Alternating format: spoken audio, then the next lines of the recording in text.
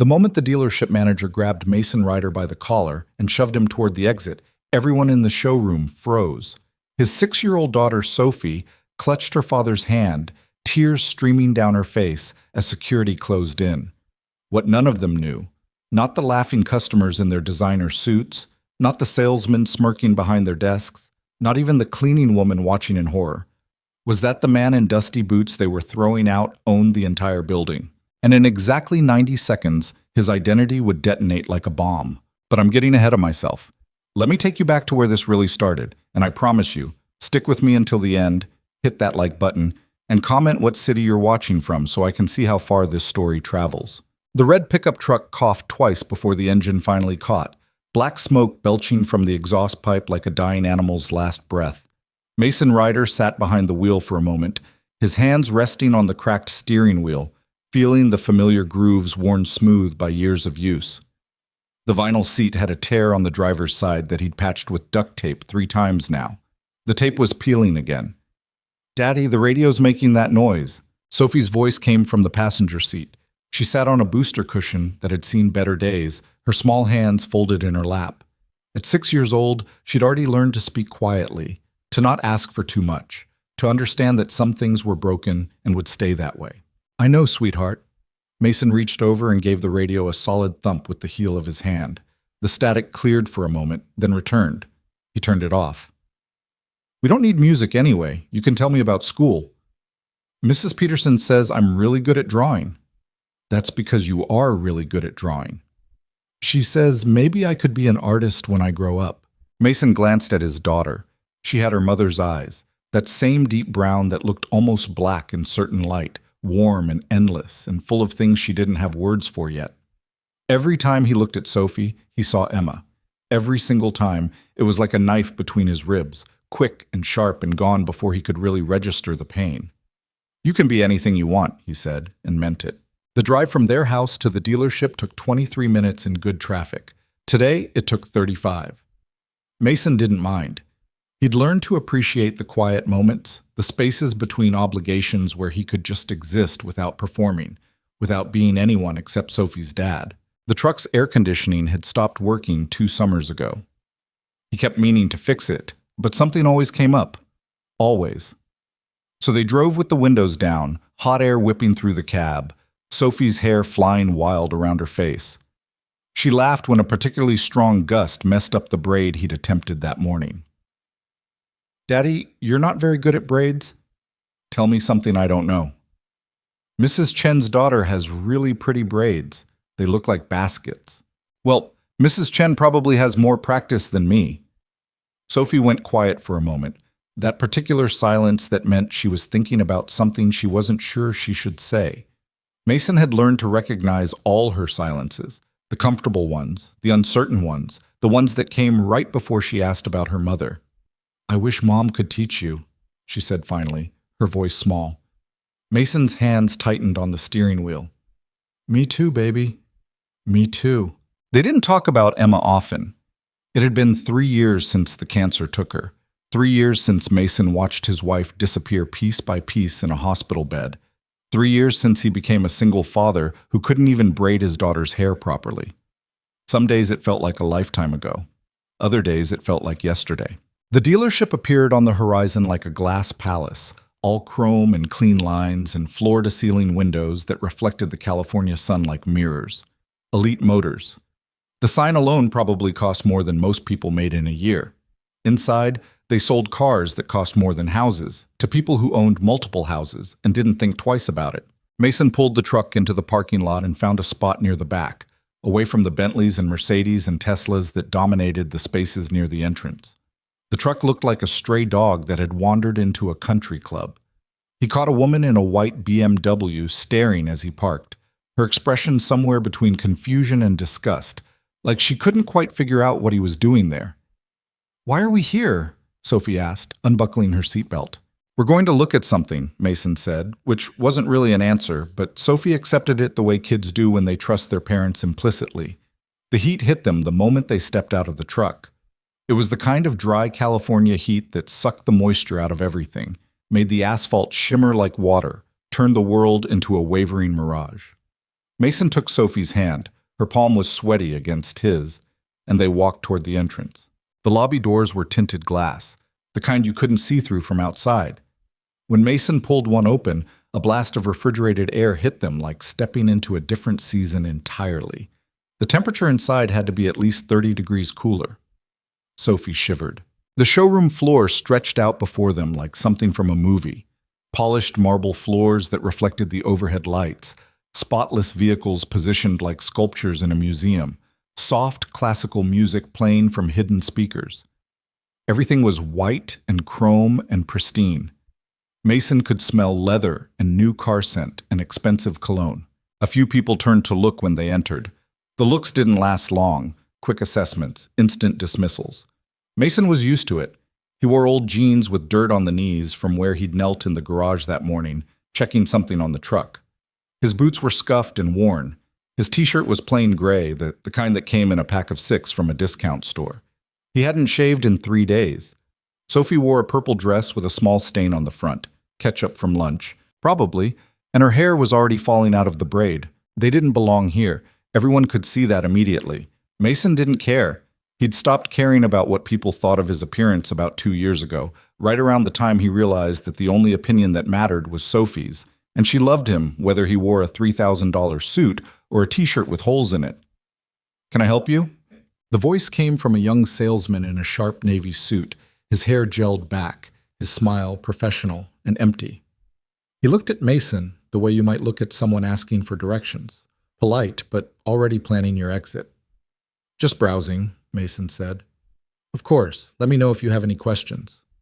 The salesman was already turning away before he finished the sentence, already scanning the showroom for actual customers, people who looked like they belonged. Sophie pulled on Mason's hand. "That one's pretty," she said, pointing to a silver sedan with a bow on top. "Want to sit in it?" Her eyes went wide. "Can I?" "Don't see why not." They walked over to the car. It was unlocked. Everything here was unlocked, meant to be touched and explored by people with money to burn. Mason opened the driver's door and Sophie climbed in, her small hands gripping the leather steering wheel, her feet dangling above the pedals. "It smells new," she said, breathing in deeply. "That's because it is new." "I like our truck better." Mason smiled despite himself. "Yeah? Why's that?" "Because it smells like us." Something twisted in his chest. Kids had a way of saying things that cut right through all the bullshit, got straight to the truth you were trying to avoid. "The truck does smell like us," he agreed. "And Mom," Sophie added quietly, "sometimes I think I can still smell her perfume." Mason swallowed hard. He could smell it too sometimes. Late at night when he couldn't sleep, he'd go sit in the truck and close his eyes and breathe deep, searching for any lingering trace of Emma's presence. He never found it, but he kept looking anyway. "You can't actually sit in that." The new voice was sharper, irritated. Mason turned to find a different salesman approaching, older, heavier, with thinning hair and a tie that looked too tight around his neck. His name tag read Derek, Sales Associate. "The door was unlocked," Mason said evenly. "That doesn't mean it's a playground." Derek's eyes flicked to Sophie, then back to Mason with barely concealed annoyance. "These vehicles are very expensive. If she damages anything..." "She's not going to damage anything. She's sitting in the seat." "Sir, I'm going to have to ask you to..." "Is there a problem here?" A new person joined their little gathering. A woman in her 50s, perfectly styled blonde hair, a black pantsuit that probably cost what Mason paid in property taxes. Her name tag identified her as Patricia, showroom manager. She looked at Derek, then at Mason, her expression cooling by several degrees when she registered his appearance. "No problem," Derek said quickly. "I was just explaining our policies to this gentleman." The pause before gentleman was deliberate, pointed. Mason heard it. Sophie heard it too. She climbed out of the car. Her earlier excitement evaporated, replaced by that same careful quietness she used at school when other kids made fun of her clothes. "Our vehicles are for serious buyers only," Patricia said, her voice smooth as glass and just as cold. "Perhaps you'd be more comfortable at one of our pre-owned locations. I can give you an address." "We're fine here," Mason interrupted. Patricia's smile didn't reach her eyes. "Sir, I don't think you understand. The vehicle your daughter was just sitting in starts at $75,000. The insurance alone. I understand numbers just fine. Then you understand why we need to be careful about who handles our inventory. She wasn't even trying to be subtle anymore. We cater to a very specific clientele. I'm sure you can appreciate that. Behind them, Mason could hear other customers watching. He caught fragments of whispered conversation, barely concealed laughter. Someone said something about letting anyone in these days. Someone else mentioned security. Sophie's hand tightened around his. She was staring at the floor now, her cheeks flushed red. This was the moment. Mason could feel it crystallizing around them. This was where he could reveal who he actually was. Could watch Patricia's face drain of color when she realized she was talking to the man who owned 48% of the company that owned this dealership. He could destroy her career with a phone call. He could have Derek fired before the day was over. He could make this humiliation bounce back on them so hard they'd feel it for years. But Sophie was already embarrassed. Making a scene would only make it worse. "Come on, sweetheart," he said quietly. "Let's go." "Wait." The new voice was female, younger, and came from somewhere behind the silver sedan. Mason turned to see a woman emerging from the customer lounge area, early 30s, dark hair pulled back in a ponytail, wearing a simple navy polo and khaki pants. She carried a spray bottle of cleaner in one hand and a rag in the other. "She didn't damage anything," the woman said, directing her words at Patricia. "I was cleaning right there. I watched the whole thing. She just sat in the seat. She didn't touch anything else."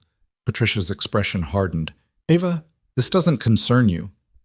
"It does if you're going to accuse a kid of breaking something she didn't break."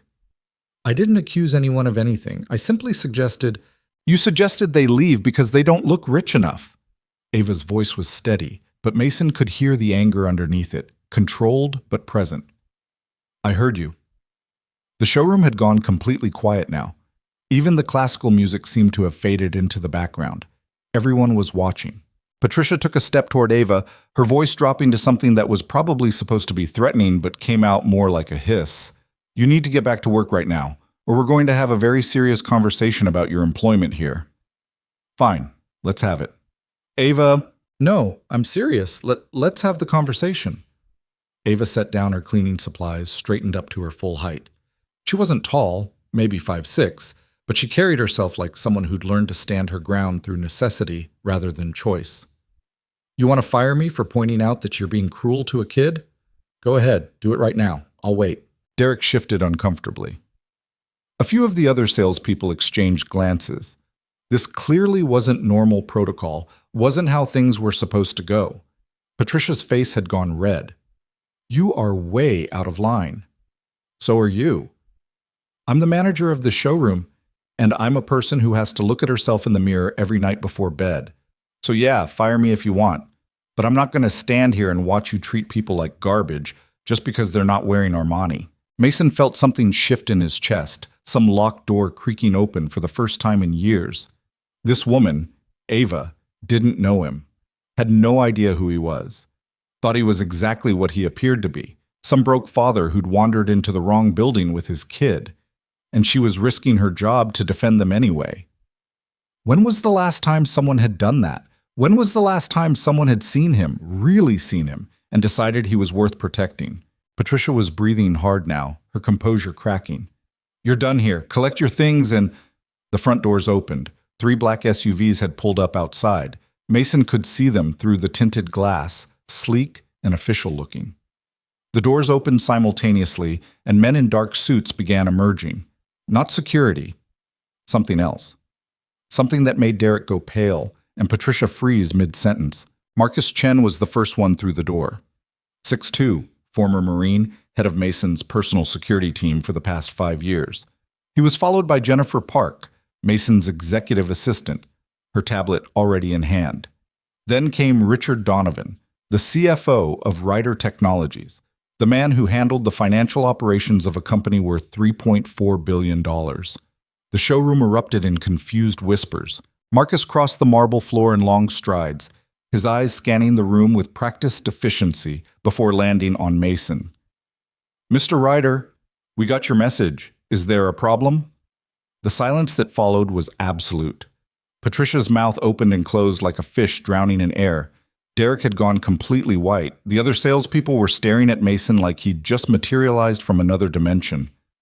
Actually, Mason said quietly, I think we're just about finished here. Sophie tugged on his hand. Daddy, who are all these people? People who work for me, sweetheart. You have people who work for you? A few. Jennifer stepped forward, her expression neutral but her eyes sharp. Sir, I have the ownership documents you requested. The dealership acquisition paperwork came through this morning. As of 9 a.m., you own controlling interest in Elite Motors and all subsidiary locations. The sound of Patricia's sharp inhale was audible even from several feet away. Thank you, Jennifer. Mason took the folder she offered, didn't bother opening it. He knew what was inside. He'd authorized the purchase 3 weeks ago, a lateral acquisition, folding Elite Motors into the Ryder Technologies automotive division. Standard business. He hadn't planned to visit in person, hadn't intended to reveal himself like this. But then Sophie had asked about getting a new car, something safer than the truck, and Mason had thought, why not? Why not take her to look at cars like a normal father? Why not spend a Saturday morning doing something simple and ordinary? He should have known better. Nothing was ever simple. Nothing was ever ordinary. Patricia found her voice, though it came out strangled. Mr. Ryder, I had no idea. If I had known... If you'd known, you would have treated us differently, Mason finished for her. That's the problem, isn't it? I apologize profusely. Please, if you'll just give me a chance to show me around, offer me champagne, kiss my ass for the next hour while you panic about keeping your job? Mason shook his head. Not interested. Derek looked like he might throw up. Several other salespeople had conveniently remembered urgent tasks in other parts of the showroom and were trying to disappear without being noticed. Mason turned to Ava. She was still standing there, still holding her ground, but now she looked confused more than anything else. You're Ava? Yes. How long have you worked here? Almost 2 years. And in those 2 years, has anyone ever treated you the way Patricia just treated me? Ava hesitated, her eyes flicking to Patricia before returning to Mason. Sometimes? More than sometimes? Yeah, more than sometimes. Mason nodded slowly. He could feel the old anger rising, the same fury that had driven him to build his company from nothing, to prove every person who'd ever underestimated him catastrophically wrong. But it was different now, muted by grief and exhaustion and the constant effort of being a single parent. He didn't have the energy for revenge. He barely had the energy to get through most days. But he could do this. He could do this one small thing. Jennifer, I want a full review of all management and sales staff at this location. Employment records, customer complaints, everything. I want it on my desk by Monday morning. Yes, sir? Patricia made a sound that might have been a sob or a protest. Derek had actually gone gray. I also want you to pull Ava's file. Find out what she's making hourly, what her schedule looks like, any formal complaints or disciplinary actions. Ava's eyes widened. Wait, I don't need... And I want a list of open positions in our corporate offices that might be suitable for someone with her backbone. The showroom was silent enough that Mason could hear the air conditioning humming through the vents. Mr. Ryder, Patricia tried again, desperation bleeding into her voice now. Please, if we could just speak privately. No. The word came out flat, final. You know what the worst part is? I came here to buy a car. That's it. I was actually going to give this place my business, buy something safe for Sophie, maybe trade in the truck. He paused, feeling the familiar weight of loss settle over him. My wife loved that truck. We bought it together, back when we had more dreams than money. I've been holding on to it because letting go felt like losing her all over again. But Sophie's getting bigger, and the truck's not safe anymore, and I thought maybe it was time. Patricia looked stricken. We have excellent options for families. If you just... I'm not buying anything here, Mason interrupted. I'm not giving you the commission, the satisfaction, or the story you'll tell about the day you almost screwed up but managed to save it at the last second. He looked at Derek. Or you. Then he turned back to Ava. She was watching him with an expression he couldn't quite read, part shock, part confusion, part something else that looked almost like disappointment, though he couldn't imagine why. I meant what I said, he told her, about the job offer. You don't have to decide now, but Jennifer will have options for you by Monday. I don't want charity, Ava said quietly. It's not charity. It's recognition. There's a difference. I don't even know you. No, Mason agreed. But you defended my daughter anyway. That tells me more about your character than any resume ever could. Ava's jaw tightened. I didn't do it to get a job. I did it because it was the right thing to do. I know, that's exactly why I'm offering. Mr. Ryder, Marcus said quietly, we should probably… Yeah. Mason squeezed Sophie's hand. We're leaving. Come on, sweetheart. They made it halfway to the door before Sophie pulled free and ran back to Ava. The woman knelt down instinctively as Sophie approached, putting herself at eye level.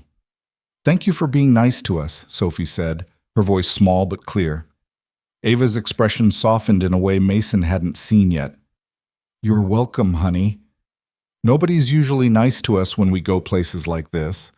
That's their loss. You seem pretty great to me. Sophie smiled, the kind of smile that used to come easy before Emma died, before she learned that the world could be cruel and random and unfair. You're pretty great too. Then she hugged Ava, just threw her little arms around the woman's neck and held on tight. Ava froze for a second, clearly not expecting it, then slowly hugged her back. When they separated, Ava's eyes looked suspiciously bright. Take care of your dad, she said. I will. The walk back to the truck felt longer than it should have. Mason could feel eyes on them through the showroom windows, could imagine the conversations already starting, the frantic phone calls Patricia was probably making. None of it mattered. By Monday, the entire management structure of Elite Motors would be different. He'd make sure of that. He got Sophie buckled into her booster seat, closed her door, walked around to the driver's side. The truck started on the first try for once. Small miracles. Daddy? Yeah, baby? That lady was nice. She was. Is she going to come work for you? I don't know. Maybe. Sophie was quiet for a moment. I hope she does. She smells like Mrs. Peterson, like coffee and soap. Mason pulled out of the parking lot, leaving the glass palace behind. In the rearview mirror, he could see people still gathered in the showroom, still watching. He wondered what they were thinking, probably trying to calculate how badly they'd just screwed up, how much this was going to cost them. He didn't care. What he cared about was the woman who'd risked her job for a stranger. The woman who'd seen a little girl being hurt and decided that was more important than staying safe, keeping quiet, protecting herself. He'd spent the last 3 years surrounded by people who wanted things from him. Money, connections, opportunities, access. Ava hadn't known he could give her any of that. She'd defended them anyway. Can we get ice cream? Sophie asked. Absolutely. Can we get the kind with the gummy bears? We can get whatever kind you want. They drove in comfortable silence for a while. The broken radio quiet, the wind through the open windows warm and constant. Mason thought about the truck, about Emma, about all the weight he'd been carrying for so long he'd forgotten what it felt like to set it down. Maybe it was time. Maybe not completely. He'd never fully let go, would never stop missing her, never stop wishing she was still here. But maybe he could start making room for new things. New people. New possibilities. His phone buzzed. A text from Jennifer. Got preliminary info on Ava Bennett. 30 years old, employed at Elite Motors for 18 months. Before that, worked 3 other jobs simultaneously. No college degree. Currently supporting mother with stage 4 cancer. Medical debt approximately $340,000. Rent 2 months behind. No disciplinary actions, 3 customer commendations. Managers note she works hard but doesn't fit company culture. Flag for follow-up? Mason stared at the message for a long moment. $340,000 in medical debt. 3 jobs. A dying mother. And she'd still found the courage to stand up for a stranger's kid. He typed back. Yes. Flag for immediate follow-up. I want options by tomorrow, not Monday. And Jennifer? Check which hospitals her mother is in. See what we can do. The response came quickly. Understood. Mason set the phone down, watched the road blur past. Beside him, Sophie hummed something tuneless and happy, already thinking about ice cream instead of showrooms and cruel managers. You know what, baby? What? I think we made a good friend today. Me too, Daddy. Me too. Dad. Ava Bennett sat in her 12-year-old Honda Civic in the Elite Motors employee parking lot, her hands shaking so badly she couldn't get the key in the ignition. She'd been fired. Of course she'd been fired.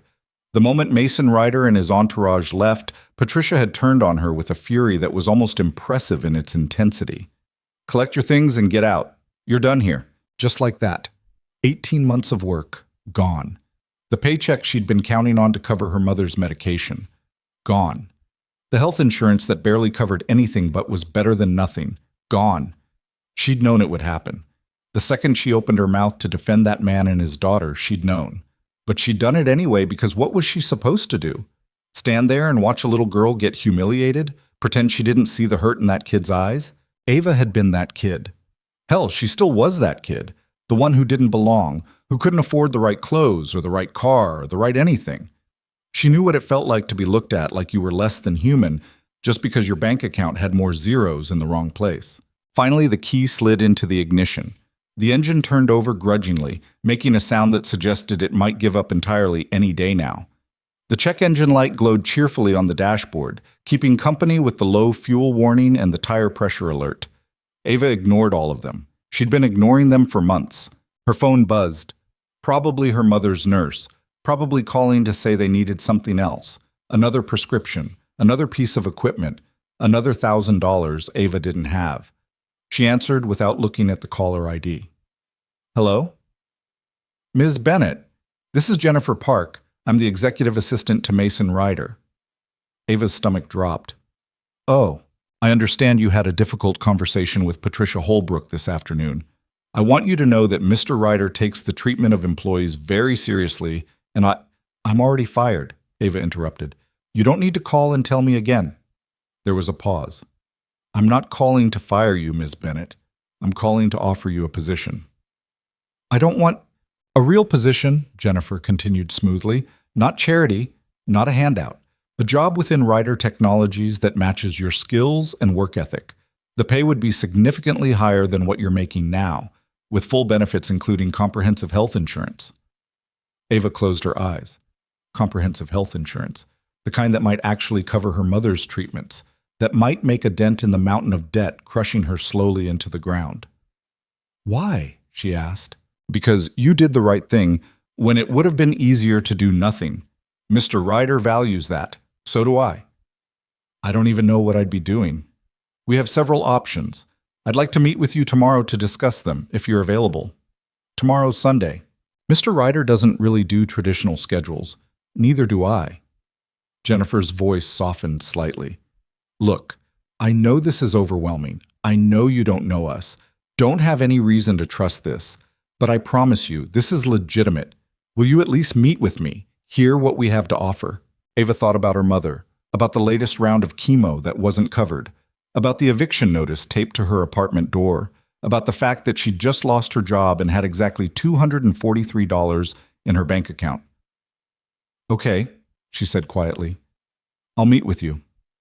"Excellent. I'll text you the address." "Does 10 a.m. work?" "Yeah, that works." "Perfect. And Ms. Bennett, thank you for what you did today. Not everyone would have spoken up." The line went dead before Ava could respond. She sat in her car for another 10 minutes, watching the sun sink lower in the sky, watching the last few customers leave Elite Motors with their new cars and their easy smiles. Then she drove home, back to her tiny apartment, back to her dying mother, back to a life that might, just possibly, be about to change in ways she couldn't even imagine yet. The address Jennifer had texted turned out to be in downtown Los Angeles, 53 floors up in a building made almost entirely of glass and steel. Ava stood on the sidewalk Sunday morning at 9:45, staring up at the tower, feeling completely out of place in khaki pants and a white blouse she'd ironed 3 times trying to get the wrinkles out. The creases hadn't budged. The fabric was too old, too worn, had been through the wash too many times. A doorman in a crisp uniform held the door open for her. "Good morning, ma'am." Ava nodded, couldn't quite make her voice work. The lobby was all marble and abstract art, the kind of space that made you want to whisper. A security desk sat in the center, manned by 2 guards who looked like they took their jobs very seriously. "I'm here to see Jennifer Park?" It came out like a question, like she wasn't sure herself. The guard checked his computer screen. "Ms. Bennett?" "Yes. Top floor. Take the elevator on the right. You're cleared all the way up." The elevator moved so smoothly Ava barely felt it. Numbers climbed on the digital display, 20, 30, 40, and her stomach climbed with them. What was she doing here? She cleaned floors for a living. She'd barely graduated high school. The only reason she hadn't dropped out completely was because her mother had begged her not to, had cried actual tears at the thought of her daughter quitting. The doors opened directly into a reception area that looked like something from a magazine. Floor-to-ceiling windows offered a view of the entire city, sprawling out in every direction under hazy morning sunlight. Behind a curved desk sat a young man with perfect hair and a smile that looked expensive. "Ms. Bennett, Ms. Park is expecting you. Right this way." He led her down a hallway lined with more glass walls, more views, more evidence of wealth so vast it stopped being real and became almost abstract. Through the transparent offices, Ava could see people working on a Sunday, all of them dressed in clothes that probably cost more than her monthly rent. Jennifer Park's office sat at the corner, windows on two sides, a view that would have been breathtaking if Ava hadn't been too nervous to really look at it. Jennifer herself stood behind a sleek desk, still wearing what looked like expensive business casual despite it being the weekend. She looked up when Ava entered, and her expression shifted into something warmer. "Ms. Bennett, thank you for coming." She gestured to a chair. "Please, sit." Ava sat. The chair was leather, the kind that probably cost more than her car. "Can I get you anything? Coffee? Water?" "I'm fine." Jennifer settled into her own chair, opened a folder on her desk. "I'll get straight to it. Mr. Ryder was very impressed with what you did yesterday. He asked me to put together some options for positions within Ryder Technologies that might suit your background and skills." "I don't have skills," Ava said flatly. "I clean things. That's it." "That's not what your file says." Jennifer turned the folder around, pushed it across the desk. "You worked at Greenfield Hospital for 3 years before Elite Motors. Started in housekeeping, moved up to administrative support. Your supervisor there wrote that you were one of the most reliable employees she'd ever had. Before that, you worked retail management at a sporting goods store. Before that, hotel reception. You've never stayed anywhere longer than 3 years because you keep having to leave for better pay. But everywhere you go, you get promoted. Everywhere you go, people notice you." Ava stared at the papers. She'd never seen her work history laid out like this, all in one place. It looked almost impressive when you didn't know the truth, that she'd left the hospital because they wouldn't give her full-time hours, left the sporting goods store because they cut her pay, left the hotel because they went out of business. "I'm not special," she said. "Mr. Ryder disagrees. Mr. Ryder doesn't know me." "No," Jennifer agreed, "but he knows enough. And more importantly, I've spent the last 18 hours digging into your background, and I know even more than he does." She leaned forward slightly. "You're supporting your mother through stage 4 cancer. You work 60-hour weeks across multiple jobs. You've never missed a shift. You've never been late. You take care of everything and everyone around you, and you do it without complaining or asking for help. That kind of character doesn't come from nowhere." Ava's throat felt tight. "What does he want from me?" "He wants to offer you a job. A real one, with a salary and benefits and room for advancement." "Doing what?" Jennifer pulled out another sheet of paper. "We have 3 options, depending on what interests you. First, operations coordinator in our facilities management division, basically overseeing the teams that maintain all our office buildings, making sure everything runs smoothly. Second, executive assistant in our HR department. You'd be supporting the team that handles employee relations, benefits, hiring. Third, and this is the one I think you'd be best at, community outreach coordinator." "What does that mean?" "Ryder Technologies has been expanding our charitable foundation work. We donate to hospitals, schools, community centers. But Mr. Ryder wants to do more than just write checks. He wants people on the ground, figuring out what communities actually need, building relationships, making sure the money goes where it'll do the most good. It's part admin work, part social work, part problem solving. And it requires someone who understands what it's like to struggle, who won't just throw money at problems without understanding them first." Ava looked at the paper. The salary listed made her vision blur slightly. It was more than double what she'd been making at Elite Motors, more than she'd made from all 3 jobs combined last year. "This can't be real," she whispered. "It's real. Nobody does this. Nobody just offers people jobs like this out of nowhere. Mr. Ryder does. He built his entire company on the idea that talent exists everywhere, but opportunity doesn't. He looks for people who've been overlooked, who've had to fight for everything they have, and then he gives them a chance to prove what they can really do. Ava set the paper down, her hands shaking. I need to think about it. Of course, take whatever time I'm. How's the health insurance? The question burst out before Ava could stop it, desperate and raw. You said comprehensive. What does that actually mean? Jennifer's expression softened. It means your mother's treatments would be covered, all of them. Chemo, radiation, hospital stays, medications, everything. And the company has partnerships with most major hospitals in the LA area. We can help facilitate transfers to better facilities if needed, get her access to specialists. Ava pressed her palms against her eyes, trying to hold back the pressure building behind them. That's not possible. Insurance doesn't work like that. Our insurance does. Mr. Ryder negotiated the plan himself after his wife got sick. He wanted to make sure no employee ever had to choose between saving someone they love and financial ruin. The tears came anyway, hot and sudden. Ava tried to stop them, couldn't. She'd been holding on so tight for so long, keeping everything together through sheer force of will. And now someone was offering to take some of the weight, and she didn't know how to handle it. Jennifer pushed a box of tissues across the desk, didn't say anything, just waited. I'm sorry, Ava managed finally. Don't be. I'd be crying too. I don't understand why he's doing this. Because you stood up for his daughter when no one else would. Because you risked your job to do the right thing. And because he knows what it's like to be dismissed, to be underestimated, to have people look at you like you don't matter. Jennifer paused. His wife was a waitress when they met. They were both broke, both working 3 jobs, both trying to survive. He built everything he has now because he wanted to give her a better life. And now that she's gone, he wants to do the same for other people. Ava wiped her eyes, tried to pull herself together. What's he like? Really? Complicated, brilliant, kind of a disaster at anything that isn't work. He can run a multi-billion-dollar company, but can't cook anything except scrambled eggs. He's been wearing the same 5 t-shirts in rotation for 2 years. His daughter basically runs his life. Jennifer smiled slightly. He's a good man who's had a lot of bad things happen to him, and he's doing his best to keep going. Some days, his best is better than others. He really owns all this?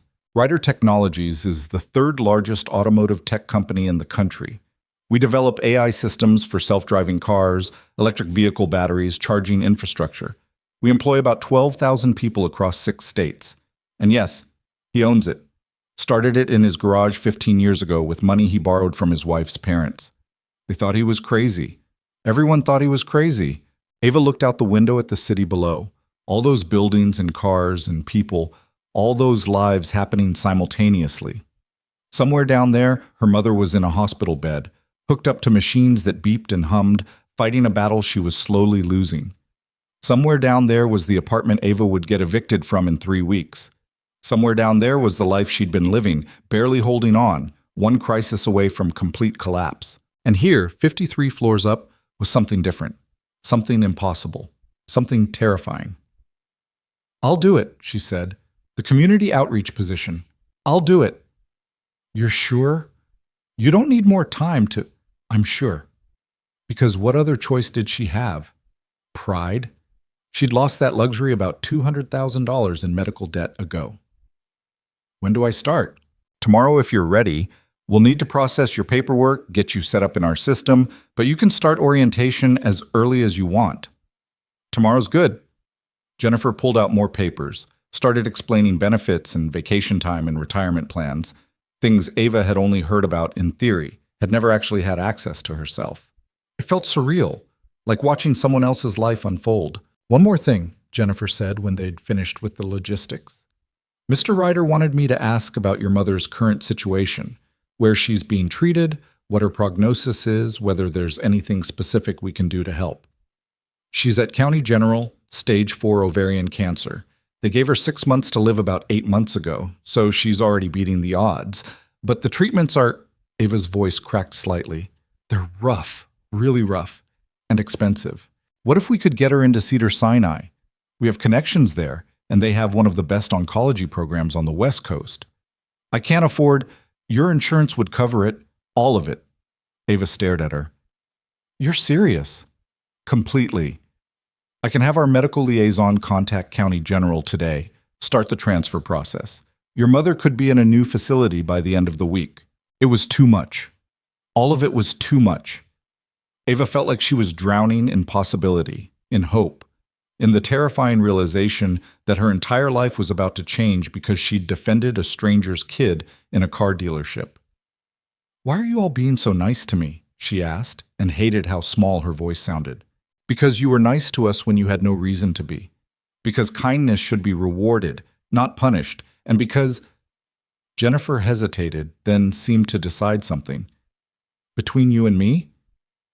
I think Mr. Ryder sees something of his wife in you. The way you stood up for Sophie, Emma used to do that. She'd defend anyone she saw being mistreated, even when it cost her, especially when it cost her. He loved that about her. And I think seeing you do the same thing, seeing someone willing to sacrifice for a stranger's child, reminded him of what he lost. Ava thought about the man from yesterday, the quiet way he'd held his daughter's hand, the sadness in his eyes, even when he smiled, the old truck he drove despite being a billionaire. She'd assumed it was some kind of test, some weird rich person thing, but maybe it wasn't. Maybe he was just a grieving widower trying to give his kid a normal life, failing at it the way everyone failed at grief. I should probably meet him, Ava said, before I officially start. Make sure we're actually compatible for this arrangement. He'd like that. He wanted to be here today, actually, but Sophie had a ballet recital. He goes to her recitals? He goes to everything. Every school event, every play date, every doctor's appointment. Being her dad is the only thing he's better at than running his company. Jennifer's expression turned fond. It's actually kind of sweet. This genius businessman who can negotiate million-dollar deals in his sleep, completely wrapped around the finger of a 6-year-old who makes him watch the same princess movie every night. Ava felt something shift in her chest, some wall she'd built starting to crack. What was his wife like? Emma? I only worked for him the last year of her life, so I mostly saw her sick. But even then, she was... Jennifer paused, searching for words. She was stubborn, funny, really kind, but not in a soft way, in a fierce way. Like she cared so much it made her angry sometimes, angry at injustice and cruelty and people who had the power to help but chose not to. She looked at Ava directly. You remind me of her. I think that's part of why he responded so strongly to what you did. They talked for another 20 minutes, finalizing details, exchanging phone numbers, setting up times for orientation. When Ava finally left, stepping back into the elevator with a folder full of paperwork and a head full of overwhelming information, she felt like she'd been awake for 3 days straight. Everything was too bright, too sharp, too real. The drive back to her apartment took 40 minutes through Sunday traffic. Her phone rang twice. The hospital, probably. But she didn't answer. She needed a few more minutes of peace before reality came crashing back in. Her mother was asleep when Ava entered the small bedroom that had been converted into something resembling a hospital room. Machines beeped softly. An IV drip hung from a metal pole. The woman in the bed looked like a shadow of herself, gaunt, pale, her hair mostly gone from the chemo. She was 53 years old but looked 70. Ava sat in the chair next to the bed, took her mother's hand gently. Mom? Linda Bennett's eyes fluttered open, took a moment to focus. Hey baby, what time is it? Almost noon. You were gone early. I had a meeting. Ava squeezed her mother's hand carefully, mindful of how fragile she'd become. Mom, something happened. Something big. She told the story, watching her mother's face cycle through disbelief, confusion, and finally something that looked like hope. When she finished, Linda was quiet for a long moment. This man just offered you a job? Out of nowhere? Because I stood up for his kid. And you trust him? I don't know. Maybe. Jennifer seemed legitimate. The office was real. Everything checked out. Linda closed her eyes. It sounds too good to be true. Yeah, it does. But you're going to take it anyway. Yeah, I am. Ava's voice cracked. Mom, they can get you into Cedars-Sinai. Real doctors, real treatment, not just... She gestured at the modest setup around them, the bare minimum care that was all Ava had been able to afford. Baby, you don't have to... Yes, I do. I'm not losing you because I was too proud to accept help. Tears slipped down Linda's cheeks, but she was smiling. When did you get so bossy? I learned from the best. They sat together in the quiet afternoon light, holding hands, both of them trying not to think about all the ways this could go wrong, focusing instead on the fragile possibility that maybe, just maybe, things were about to get better. Ava started work on Monday morning at 8 a.m. The Ryder Technologies office building was different from the downtown tower, less showy, more functional, located in a business park in Pasadena. Her office was small but clean, with a window overlooking a courtyard and a desk that didn't wobble when she set her coffee down. She had a computer, a phone with her own extension, business cards with her name on them. The morning was a blur of orientation, HR paperwork, building security protocols, introductions to people whose names she immediately forgot. Her supervisor was a woman named Karen Tran, early 40s, warm smile, practical handshake. Jennifer speaks very highly of you, Karen said, walking Ava through the community outreach division. We're excited to have you on board. I'm excited to be here.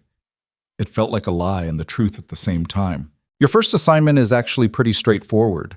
We're partnering with Lincoln Elementary School in East LA. They need funding for a new library and computer lab. Your job is to visit the school, meet with the principal and teachers, assess what they actually need versus what they're asking for, and write up a proposal for how we should allocate resources. Think you can handle that? Yeah, I can handle it. Great. We'll set up a visit for later this week. Karen paused. Oh, and Mr. Ryder wants to meet with you this afternoon, 3 o'clock in his office. Don't be nervous. He's much less intimidating than people expect. Ava spent the next 6 hours trying not to panic, going through training modules and reading reports, and pretending she knew what she was doing. At 2:55, she took the elevator to the top floor, where executive offices apparently lived. Mason Ryder's office was bigger than hers, but not by much, and significantly messier. Papers covered every surface. A child's drawing was taped to one wall. A crayon family portrait labeled "Me and Daddy." A photo on his desk showed him with Sophie and a woman who must have been Emma, all of them laughing, all of them alive in a way that felt impossibly distant. Mason himself sat behind the desk, wearing jeans and a faded blue t-shirt, looking more like someone who fixed cars than someone who owned a technology empire. He stood when Ava entered, offered his hand. Miss Bennett, thanks for coming. His handshake was firm but not aggressive. His eyes were tired, the kind of tired that came from years of not sleeping well, not just a few bad nights. Call me Ava. Ava? Good. He gestured to a chair. Sorry about the mess. I'm not great at organization. It's fine. She sat feeling awkward and out of place in her new business clothes she'd bought at Target on Sunday afternoon with money she didn't really have but needed to spend to look professional. How's your first day going? Good. Everyone's been really welcoming. Good. That's good. He seemed almost as uncomfortable as she felt, which was strangely reassuring. Listen, I wanted to talk to you directly because I know this whole situation is weird. I offered you a job after knowing you for about 5 minutes, which is objectively insane behavior. Ava almost laughed. Yeah, it kind of is. But I meant what I said at the dealership. What you did, standing up for Sophie like that, it mattered. Not just because you defended her, but because you didn't have to. You had everything to lose and nothing to gain, and you did it anyway. He leaned forward slightly. I've been in the business world for 15 years now. I've met a lot of people who talk about values and character and doing the right thing. Most of them are full of shit. They're good people when it's easy, when it benefits them. You were good when it cost you everything. That's rare. I just didn't want to see a kid get hurt. Exactly. That instinct, that immediate no hesitation response to protect someone vulnerable, that's not something you can teach. Either you have it or you don't. And I want people like you working for my company. Ava shifted in her chair. I'm not good at accepting charity. It's not charity. You're going to earn every penny I'm paying you, probably more. The community outreach division is important to me, but it's been understaffed and underfunded because I haven't found the right people to run it. I think you might be one of those people. You don't even know if I'm good at this. No, he agreed. But I'm willing to find out. Are you? She studied him, this billionaire in a faded t-shirt, this grieving widower who drove a broken-down truck and went to his daughter's ballet recitals and built companies from nothing. He didn't look like power. He looked like exhaustion and determination and someone barely holding on, same as her. "Yeah," she said finally. "I'm willing to find out." "Good." He relaxed slightly, like he'd been worried she might bolt. "Jennifer mentioned your mother's situation. I want you to know that whatever medical support you need, whatever resources would help, we'll make it happen." "You don't have to." "I know I don't have to. I want to.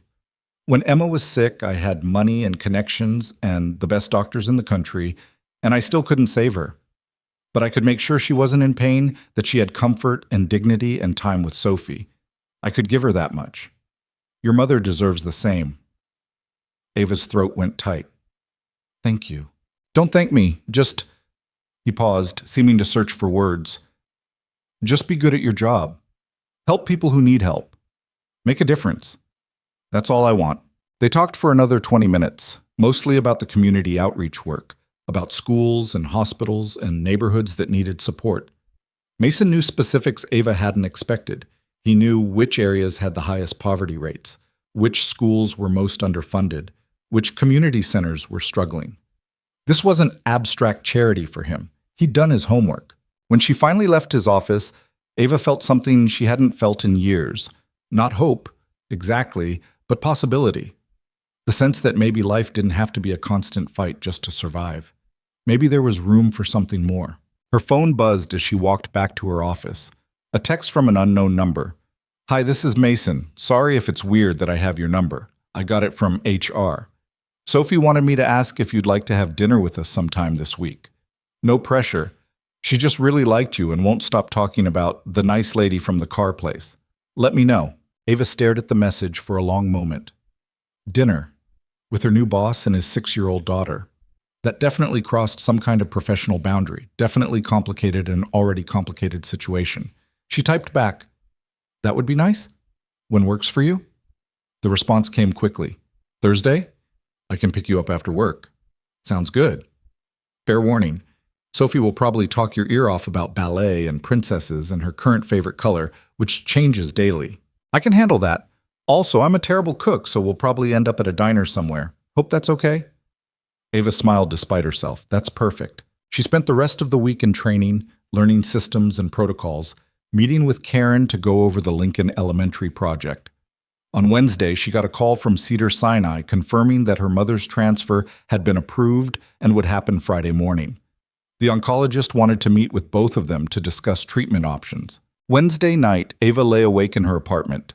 The eviction notice was gone, replaced by a letter from Ryder Technologies' legal department informing her landlord that all back rent had been paid and future rent would be handled through automatic deduction from her paycheck. She hadn't asked for that. Jennifer had just made it happen. Thursday evening, Mason picked her up in the red pickup truck. Sophie sat in the passenger seat, bouncing with excitement. "You came!" Sophie practically launched herself at Ava when she climbed into the truck. "Of course I came. Daddy said maybe you'd be too busy, but I knew you wouldn't be. Did you know my favorite color is purple now? It used to be pink, but purple is better. Do you have a favorite color?" "Sophie, breathe," Mason said, but he was smiling. They went to a diner called Rosie's that had cracked vinyl booths and waitresses who called everyone hon and coffee that tasted like it had been sitting on the burner for 6 hours. It was perfect. Sophie ordered chocolate chip pancakes for dinner, because Daddy says sometimes breakfast food is better at night, and talked nonstop about her ballet class and her best friend Emma, named after her mother, Ava realized with a small pang, and how she wanted to be a veterinarian when she grew up, or maybe an astronaut, or maybe both. Mason looked exhausted but happy, interjecting occasionally to correct Sophie's more creative interpretations of reality. "No, baby, you can't actually bring a horse to school for show and tell." "But wouldn't it be cool?" "It would be cool, also impossible." "You always say impossible things aren't worth thinking about, but then you made cars that drive themselves, so maybe impossible is just hard." Mason caught Ava's eye, shrugged helplessly. She's not wrong. After dinner, they walked to a park nearby, even though it was nearly dark. Sophie ran ahead to the swings, her energy apparently infinite. "She likes you," Mason said, watching his daughter pump her legs, climbing higher. "I like her too. She's a great kid." "Yeah, she is." He was quiet for a moment. "Her mom would have loved that you stood up for her." Emma was like that. Couldn't stand bullies, couldn't watch people get hurt without doing something about it. Got her in trouble sometimes, but I always admired it. Jennifer told me a little about her. I'm sorry you lost her. Me too. He shoved his hands in his pockets. Some days are better than others. Sophie helps, work helps. But there's this hole, and nothing really fills it. Ava thought about her own holes, her own losses.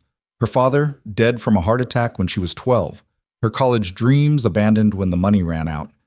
Her own chance at a normal life, sacrificed to keep her mother alive. Yeah, she said quietly. I know. They stood together in the cooling evening air, watching Sophie swing, both of them carrying weight neither of them talked about, both of them trying to figure out how to keep moving forward when everything hurt. Thank you, Ava said finally. For all of this, the job, the insurance, helping with my mom. You didn't have to do any of it. I know, but I wanted to.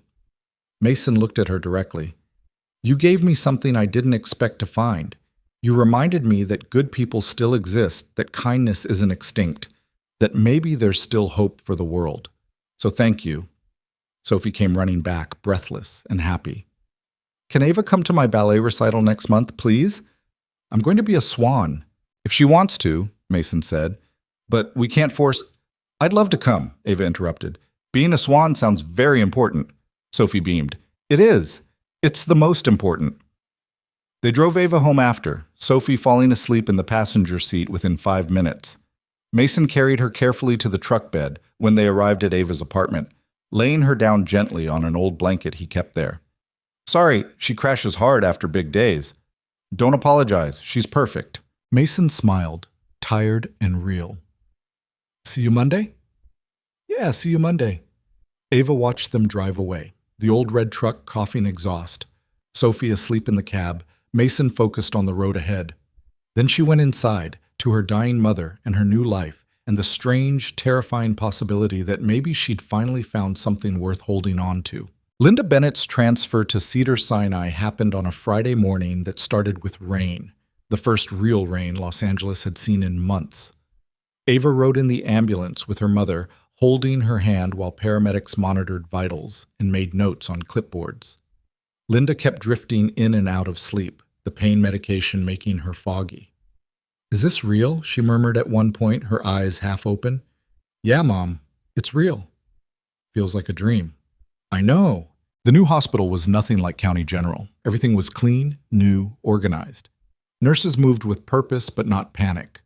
The room they assigned Linda had windows that actually opened, a TV that worked, a bathroom that didn't smell like industrial cleaner trying to cover up something worse. A doctor came within 30 minutes. Not a resident, not an intern, but an actual oncologist who'd been practicing for 20 years and looked like she gave a damn. Dr. Sarah Chen sat down when she talked to them, which was the first sign that things were different here. At County General, doctors delivered information standing up, already halfway out the door, moving on to the next crisis. I've reviewed your mother's file, Dr. Chen said, looking at Ava. I'm not going to sugarcoat this. Stage 4 ovarian cancer is aggressive, and your mother's had minimal treatment up to this point. But there are options we can explore that weren't available at your previous facility. What kind of options? Ava asked. There's a clinical trial at USC for a new immunotherapy drug. It's shown promising results in patients with similar profiles. Getting into the trial is competitive, but I have connections. I can make some calls. Dr. Chen looked at Linda. It's not a cure. I want to be clear about that. But it could buy you time, quality time. Linda's voice was weak but steady. How much time? If the treatment works, maybe a year? Maybe more, maybe less. There are no guarantees. That's more than I have now. Then let's try. Ava spent the weekend at the hospital, sleeping in the chair beside her mother's bed, eating cafeteria food that was somehow both bland and too salty, watching nurses come and go through the door. On Saturday evening, her phone buzzed with a text from Mason. How's your mom doing? Ava stared at the message for a moment before typing back. Better. They're running tests talking about treatment options. It's more than we had before. Good. That's really good. Let me know if you need anything. I will. Thank you. A pause, then another message appeared. Sophie wants to know if you can come to dinner again next week. She's been asking every day. Despite everything, Ava smiled. Tell her yes. She also wants to know if you like cats, because apparently we're getting a cat now and she needs to know if you approve. You're getting a cat? I don't know how it happened. One minute we were at the pet store buying fish food. The next minute there's a cat carrier in my truck, and Sophie's naming him Mr. Whiskers. My life is chaos. Mr. Whiskers is a great name. Mr. Whiskers has already destroyed one couch cushion, and it's been 6 hours. Ava found herself laughing, actually laughing, in a hospital room while her mother slept and machines beeped and everything should have felt heavy, but somehow didn't. On Monday morning, she went back to work. Karen had arranged the school visit for Tuesday, so Ava spent the day preparing, reading reports about Lincoln Elementary, studying demographic data, trying to understand what the school needed beyond what they were asking for. Mason stopped by her office around 3. He knocked even though the door was open, waited for her to look up before speaking. Got a minute? Sure. He came in, closed the door behind him, sat in the chair across from her desk. He looked tired, more tired than usual, like he hadn't been sleeping well. I wanted to check in, he said. Make sure you're doing okay. I know this has been a lot all at once. New job, your mom's transfer, everything changing. I'm managing. You don't have to just manage. If you need time off, if you need to adjust your schedule to be with your mother more, we can make that work. Ava set down her pen. Why are you doing this? Doing what? Being so... She gestured vaguely. Accommodating. Understanding. Most bosses would expect me to figure it out on my own, keep my personal life separate. Mason was quiet for a moment. When Emma got sick, I was running a company that was barely staying afloat. We had 3 major contracts that could make or break us, investors breathing down my neck, employees depending on me. And my wife was dying. Every day I had to choose, go to the office or go to the hospital, miss a meeting or miss time with her, try to save the company or try to save my marriage from falling apart under the weight of everything. He leaned forward, elbows on his knees. I had people tell me to compartmentalize, keep work and personal separate, stay focused, and I tried for a while. But it was bullshit. You can't separate yourself into pieces. You can't be fully present anywhere when part of you is always somewhere else, worrying, hurting, trying to hold everything together. So what did you do? I stopped pretending I could do it alone. I delegated everything I could delegate. I brought work to the hospital when I needed to. I let Emma come to the office when she felt strong enough. I stopped trying to be perfect and started trying to be present. And yeah, some things fell through the cracks, some clients left, some deals didn't happen. But I got to be with my wife, I got to hold her hand, I got to make sure Sophie saw her mom every single day until... His voice caught slightly. Until there weren't any days left. Ava felt something crack open in her chest, some wall she'd been maintaining. I don't want you to have regrets, Mason continued. I don't want you to look back and wish you'd spent more time with your mother because you were too busy trying to prove yourself at work. This job will still be here, but time with the people you love, that's finite. So if you need flexibility, if you need support, if you need anything, just ask. I don't know how to ask for things, Ava admitted quietly. Yeah, I figured. He smiled slightly. Emma was the same way, stubborn as hell. Refused help until she literally couldn't stand up on her own anymore. Drove me crazy. The smile faded. But I learned to read between the lines. When she said she was fine, I knew she wasn't. When she said she didn't need anything, I knew she needed everything. So I'm going to do the same with you. I'm going to pay attention. And when I see you drowning, I'm going to throw you a rope whether you ask for it or not. That's kind of presumptuous. Probably. But I'd rather be presumptuous than watch someone suffer because they're too proud to accept help. They sat in silence for a moment. Outside the window, Ava could see the courtyard, could see other employees walking between buildings, going about their normal lives. Everything looked so ordinary from here, so manageable. Sophie really wants a cat? She asked, changing the subject. Mason groaned. She really wants a cat. And apparently I'm incapable of saying no to her, so now we have a cat. A very destructive cat who thinks my furniture is a scratching post. You could get him a scratching post. We have 3 scratching posts. He ignores them. I'm convinced he's doing it to spite me. Cats are like that. How do you know so much about cats? I had one growing up, Princess Fluffy.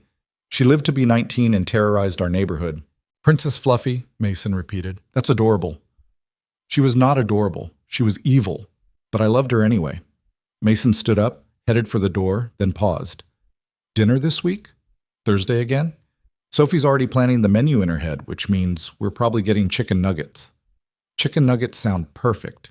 After he left, Ava sat at her desk for a long time, thinking about compartmentalization and presence, and the strange intimacy of grief shared with someone who actually understood it.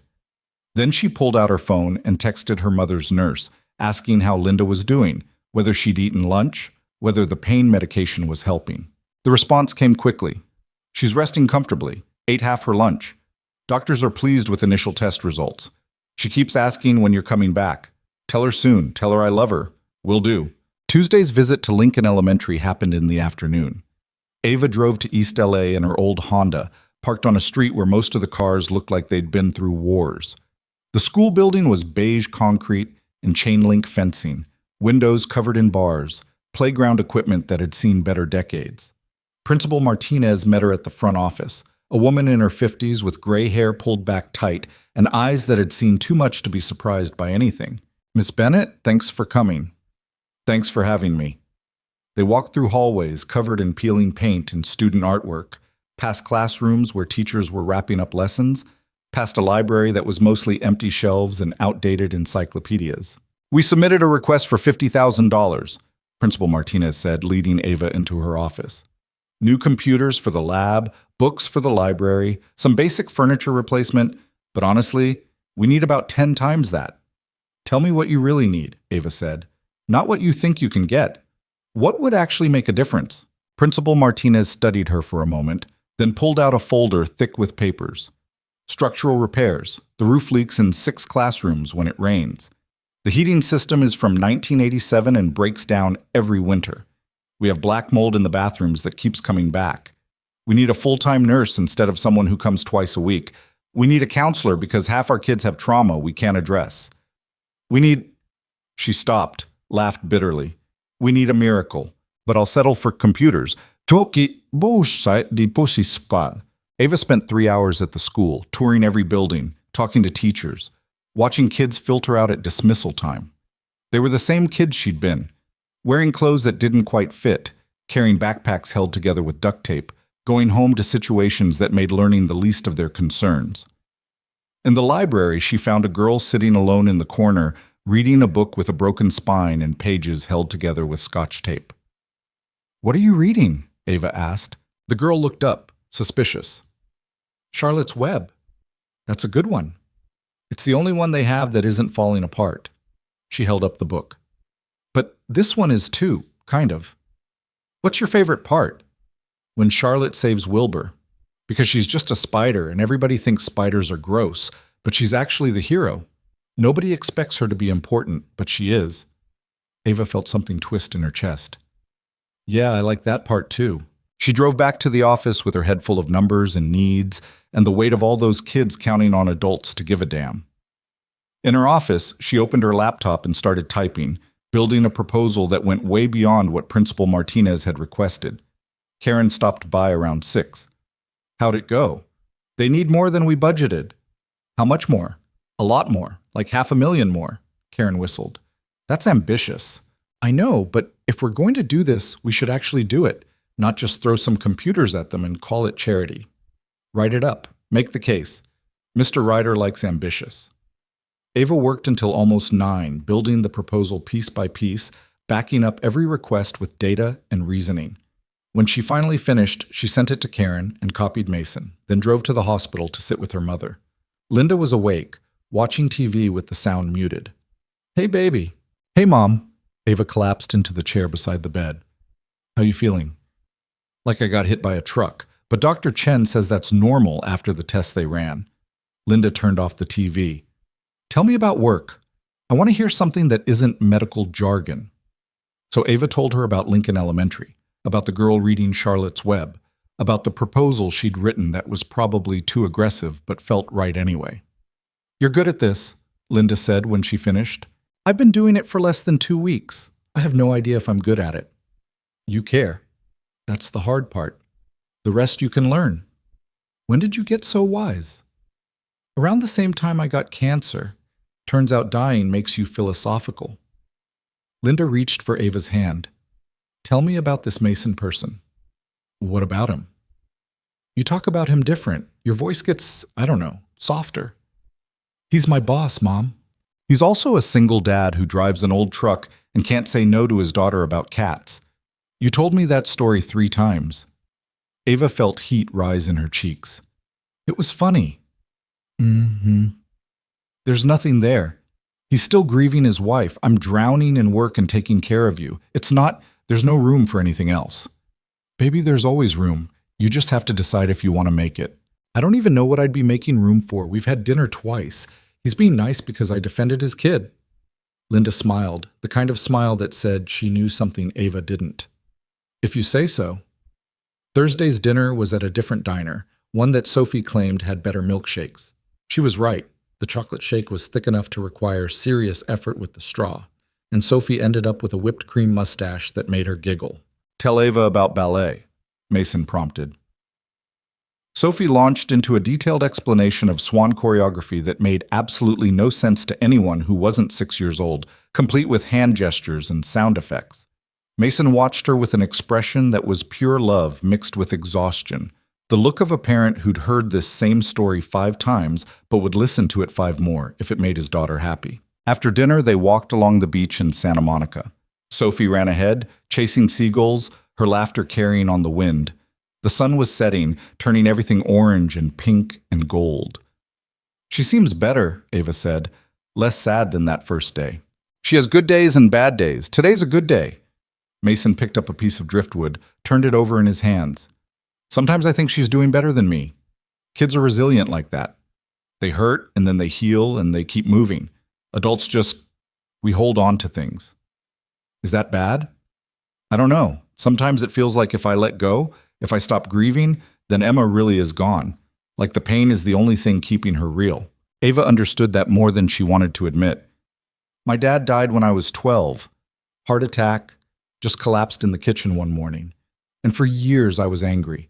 Angry at him for dying, angry at the world for taking him, angry at myself for not appreciating him more when he was alive. My mom kept telling me to let it go, that holding on to anger was only hurting me. But I couldn't. Because if I wasn't angry, what was I? Just a kid whose dad died? That felt worse somehow. When did you stop being angry? I'm not sure I did. I think it just got smaller. Became part of the background noise instead of the main soundtrack. Mason threw the driftwood toward the water. It fell short, landed in the sand. Jennifer told me I should probably talk to someone, a therapist. But every time I think about it, He shook his head. Talking about it makes it real, and I'm not ready for it to be real. It's already real. Yeah, I know. Sophie came running back, breathless and sandy. Daddy, can we get ice cream? We just had milkshakes. But that was before. This is now. That's not how stomachs work, baby. Please, please, please, please. Mason looked at Ava helplessly. She shrugged. Ice cream sounds good to me. You're not helping. I'm not trying to help. I'm trying to get ice cream. So they got ice cream from a shop near the pier, sat on a bench watching the ocean darken as night fell. Sophie wedged herself between them, content and sticky, talking about everything and nothing. When Mason dropped Ava off at her apartment later, Sophie was already asleep in the truck again. He walked Ava to her door, hands in his pockets, looking uncertain. Thanks for coming out with us, he said. I know it's probably weird spending your free time with your boss and his kid. It's not weird. I like spending time with you both. Yeah? Yeah. He smiled, genuine and warm. Good, because Sophie's already planning next week. Something about a zoo.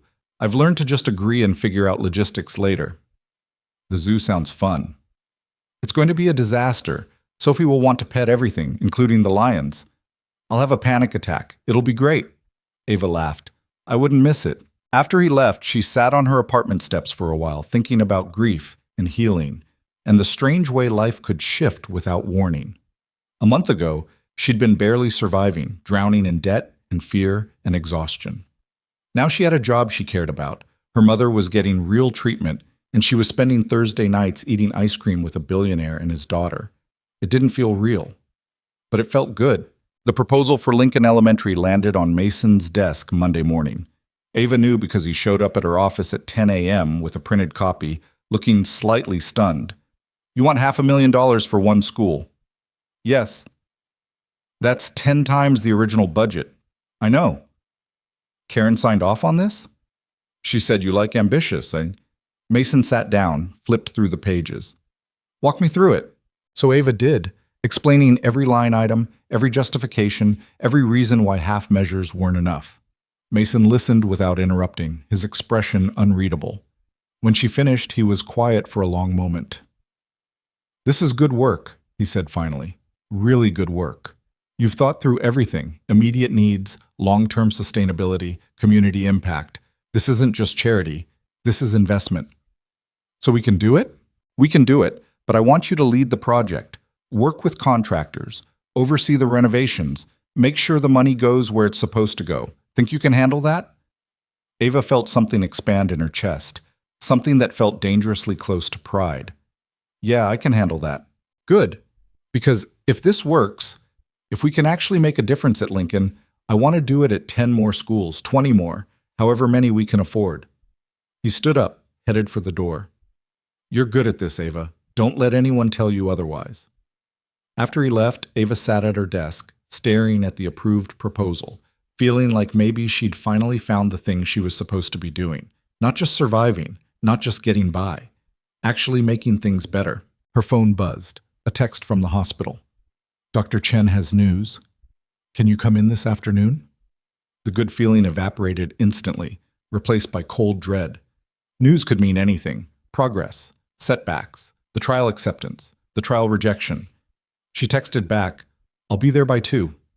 Then she sat very still, trying to breathe, trying not to imagine worst-case scenarios, trying to remember that hope was still possible even when fear felt more familiar. At the hospital, Dr. Chen met her in Linda's room, her expression neutral in that careful way doctors had when they were about to deliver information that could go either way. We got the test results back, she said, and we have a decision on the clinical trial. Ava reached for her mother's hand, held on tight. You're in, Dr. Chen continued. They accepted your application. We can start treatment next week. The relief was physical, a rush of something warm flooding through Ava's entire body. Linda squeezed her hand back, tears already streaming down her face. There are risks, Dr. Chen warned. The side effects can be severe. There's no guarantee it'll work, but it's a chance. We'll take it, Linda said, her voice steady despite the tears. We'll take any chance we can get. That night, Ava texted Mason. Mom got into the trial. They start treatment next week. His response came immediately. That's incredible. I'm so happy for you both. Thank you for everything. I know I keep saying it, but you don't have to keep saying it. Just keep being you. That's enough. Ava stared at the message for a long time, feeling something shift inside her, some locked door creaking open wider. She didn't know what was on the other side. Didn't know if she was ready to find out. But for the first time in years, she wanted to look. Linda's first treatment happened on a Wednesday morning that felt like stepping off a cliff.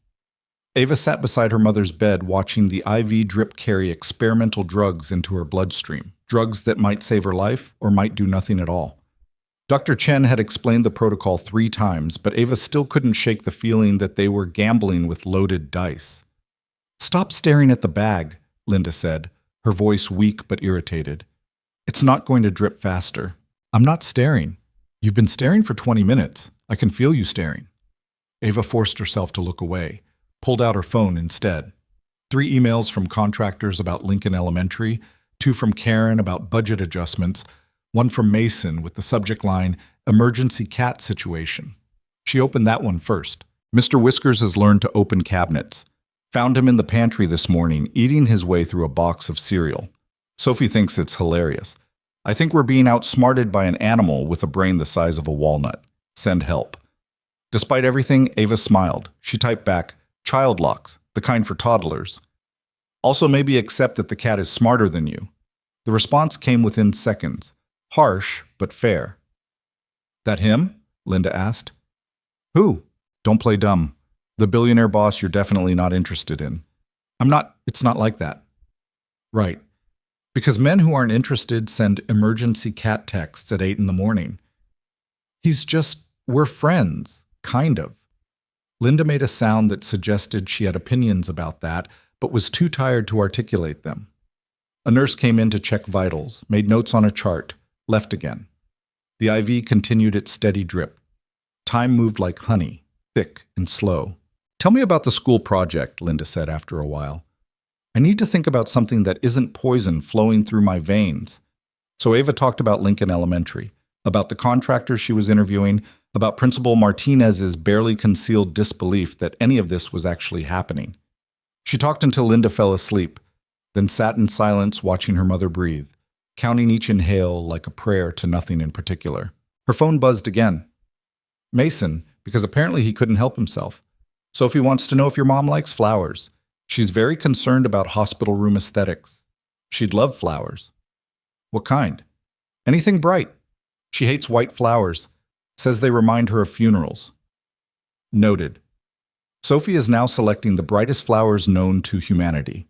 Our living room looks like a garden exploded. You don't have to. Too late. Sophie has taken control of this operation. I'm just the credit card.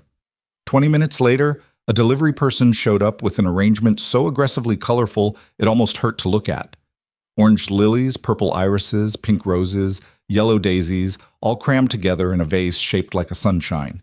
It was tacky and perfect, and absolutely something a 6-year-old would choose. The card read, "From Sophie and Daddy.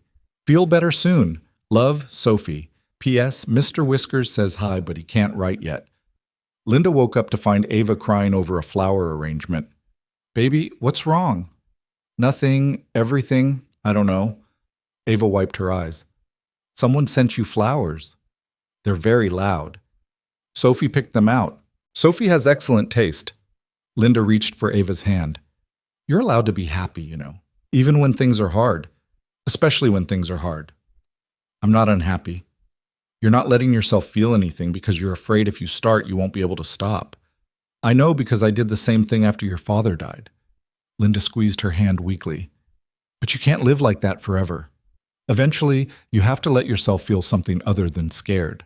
Ava wanted to argue but couldn't find the words. Maybe because her mother was right. Maybe because being right was a luxury dying people earned. The Lincoln Elementary project consumed the next 3 weeks. Ava spent her days meeting with contractors, reviewing permits, negotiating prices, making decisions about things she'd never thought about before.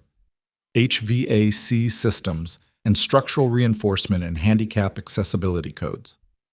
Mason checked in daily, sometimes in person, sometimes via text, always available when she needed guidance but never hovering. "You're doing good," he said one afternoon, reviewing her latest progress report. "Better than good. You've brought this project in under budget and ahead of schedule." "The contractor is terrified of you. That helps." "I prefer healthy respect." "He called you that intense billionaire guy." Direct quote. Mason laughed, the kind of real laugh Ava had rarely heard from him. Fair enough. They were in his office, papers spread across his desk, late afternoon sun coming through the windows. Sophie was at a friend's house for a playdate, which meant Mason seemed slightly more relaxed than usual, less divided between dad mode and boss mode. "Can I ask you something?" Ava said. "Sure." "Why this? Why community outreach? Why schools and hospitals? You could invest anywhere." Mason leaned back in his chair, was quiet for a moment. "When Emma and I were broke, really broke, we depended on systems that were supposed to help people. Free clinics, community centers, public services, and they were trying, but they were drowning, underfunded, understaffed, overwhelmed. We watched good people burn out trying to help too many people with too few resources."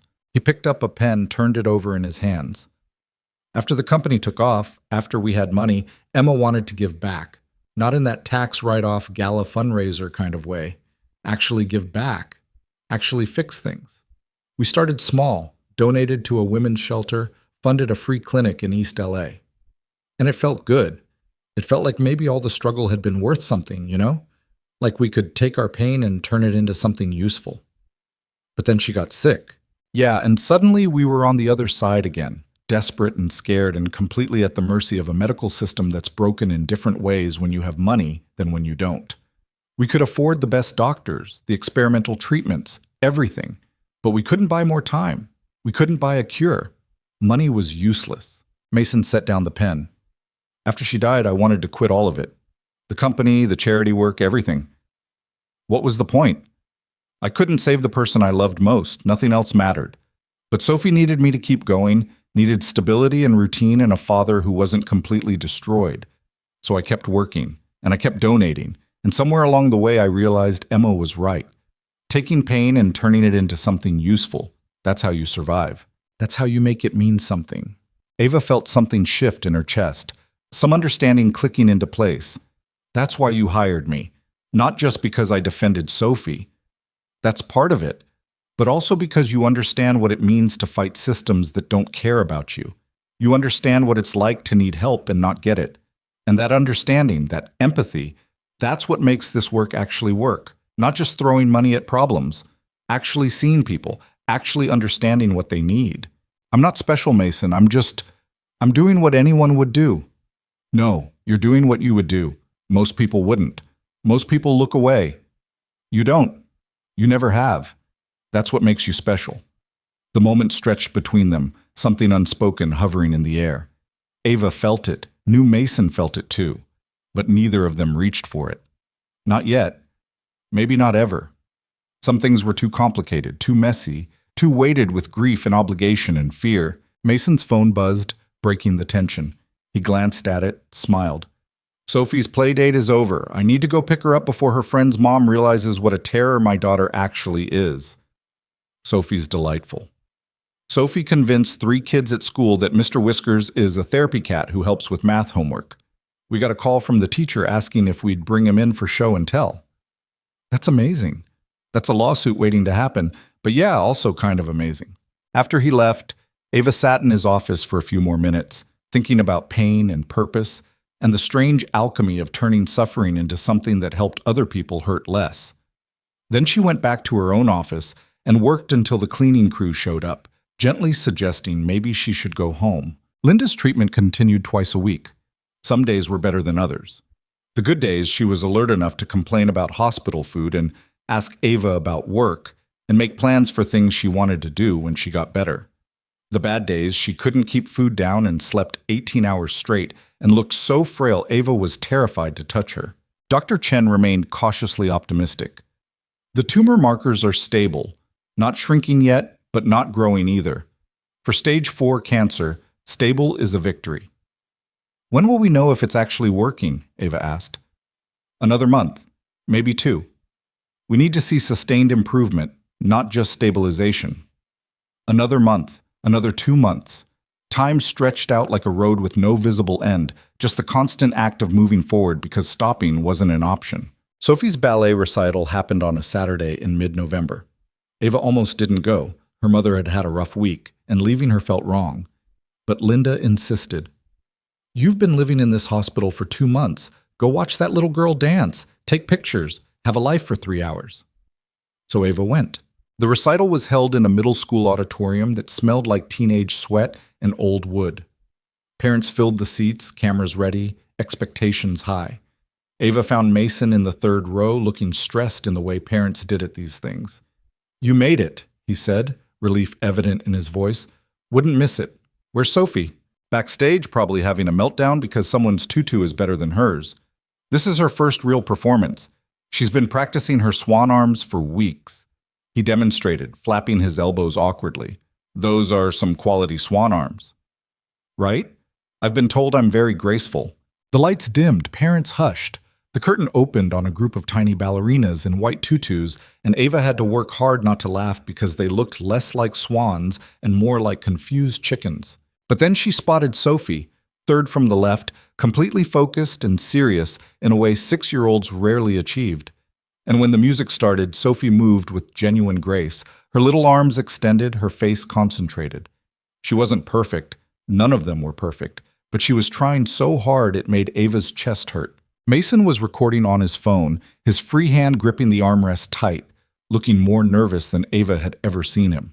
When Sophie completed her solo section without falling, he let out a breath he'd clearly been holding for 3 minutes straight. "She's doing great," Ava whispered.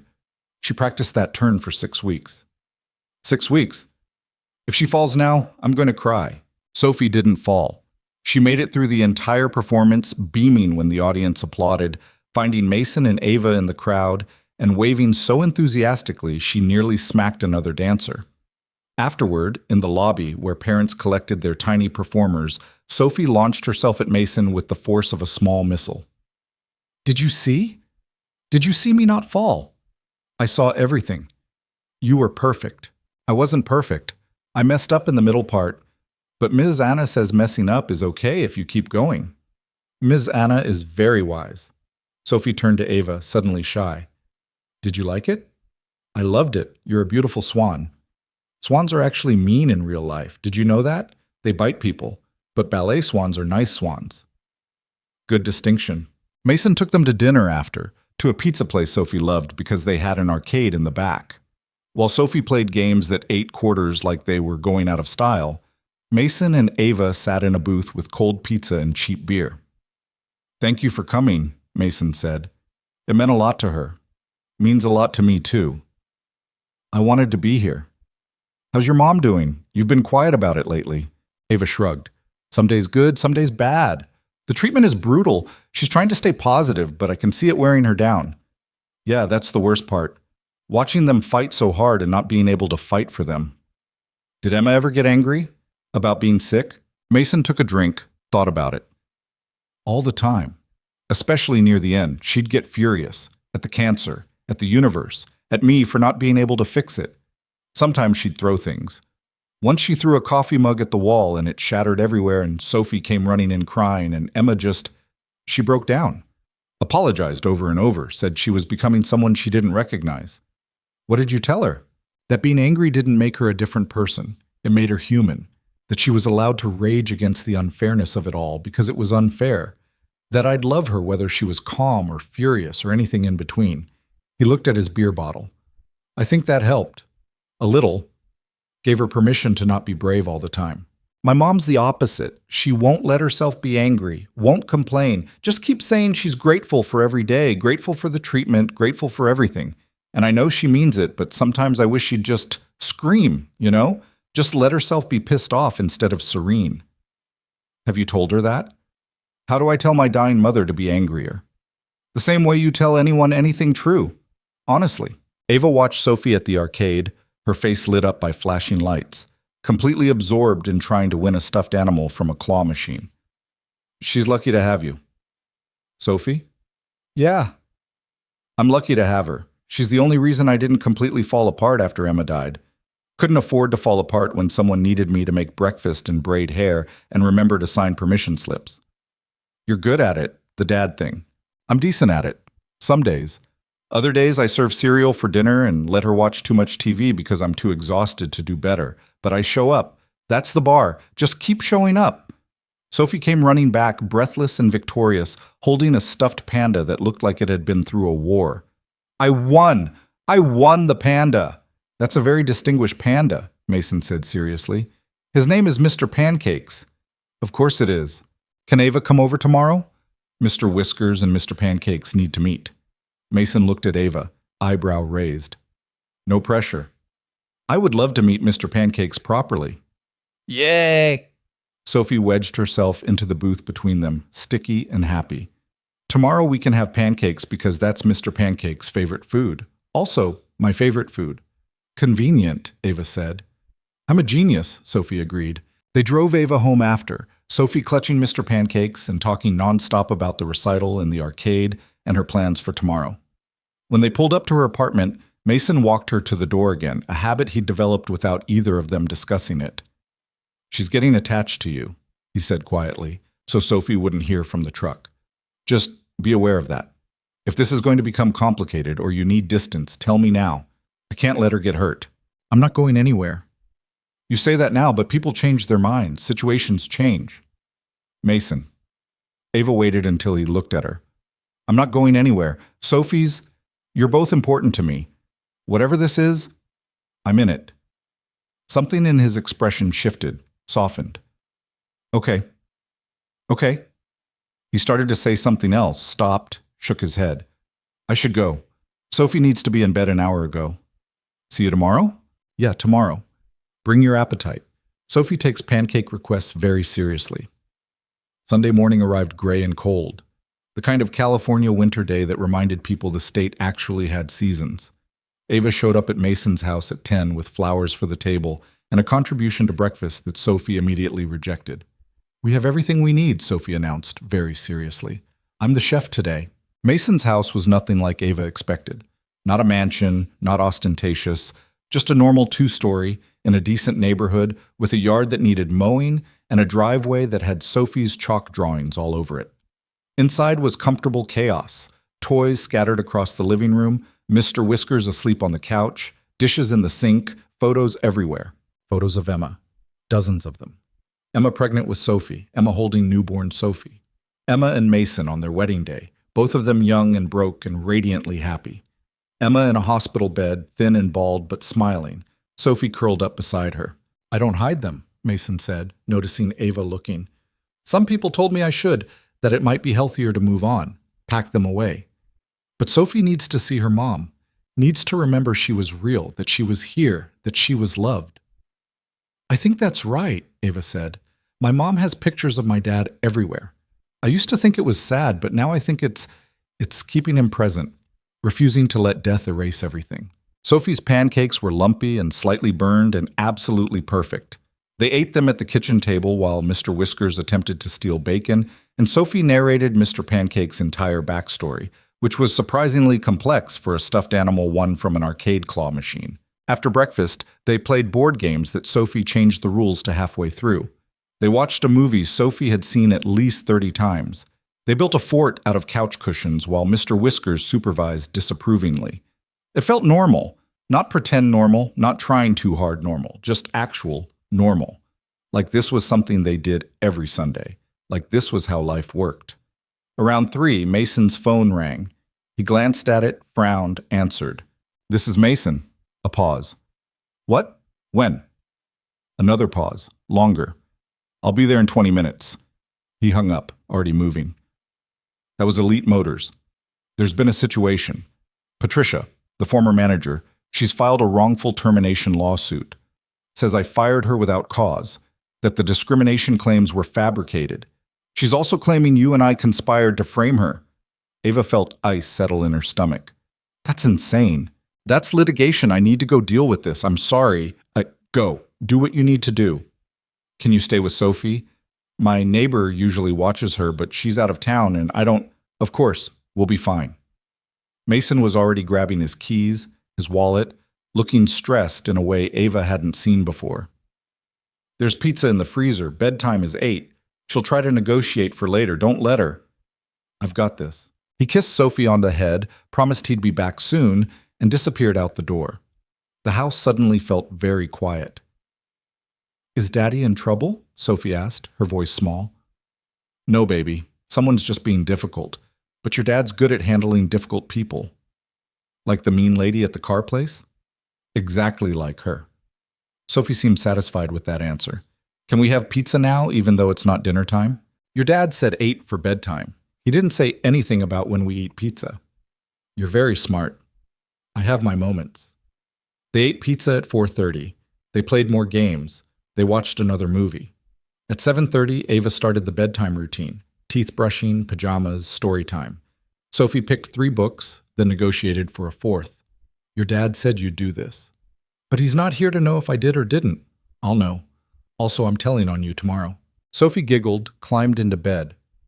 Her room was exactly what a 6-year-old's room should be. Stuffed animals everywhere, drawings taped to the walls, a nightlight shaped like a moon. Ava read all 4 books, doing different voices for different characters, making Sophie laugh even though she was clearly fighting sleep.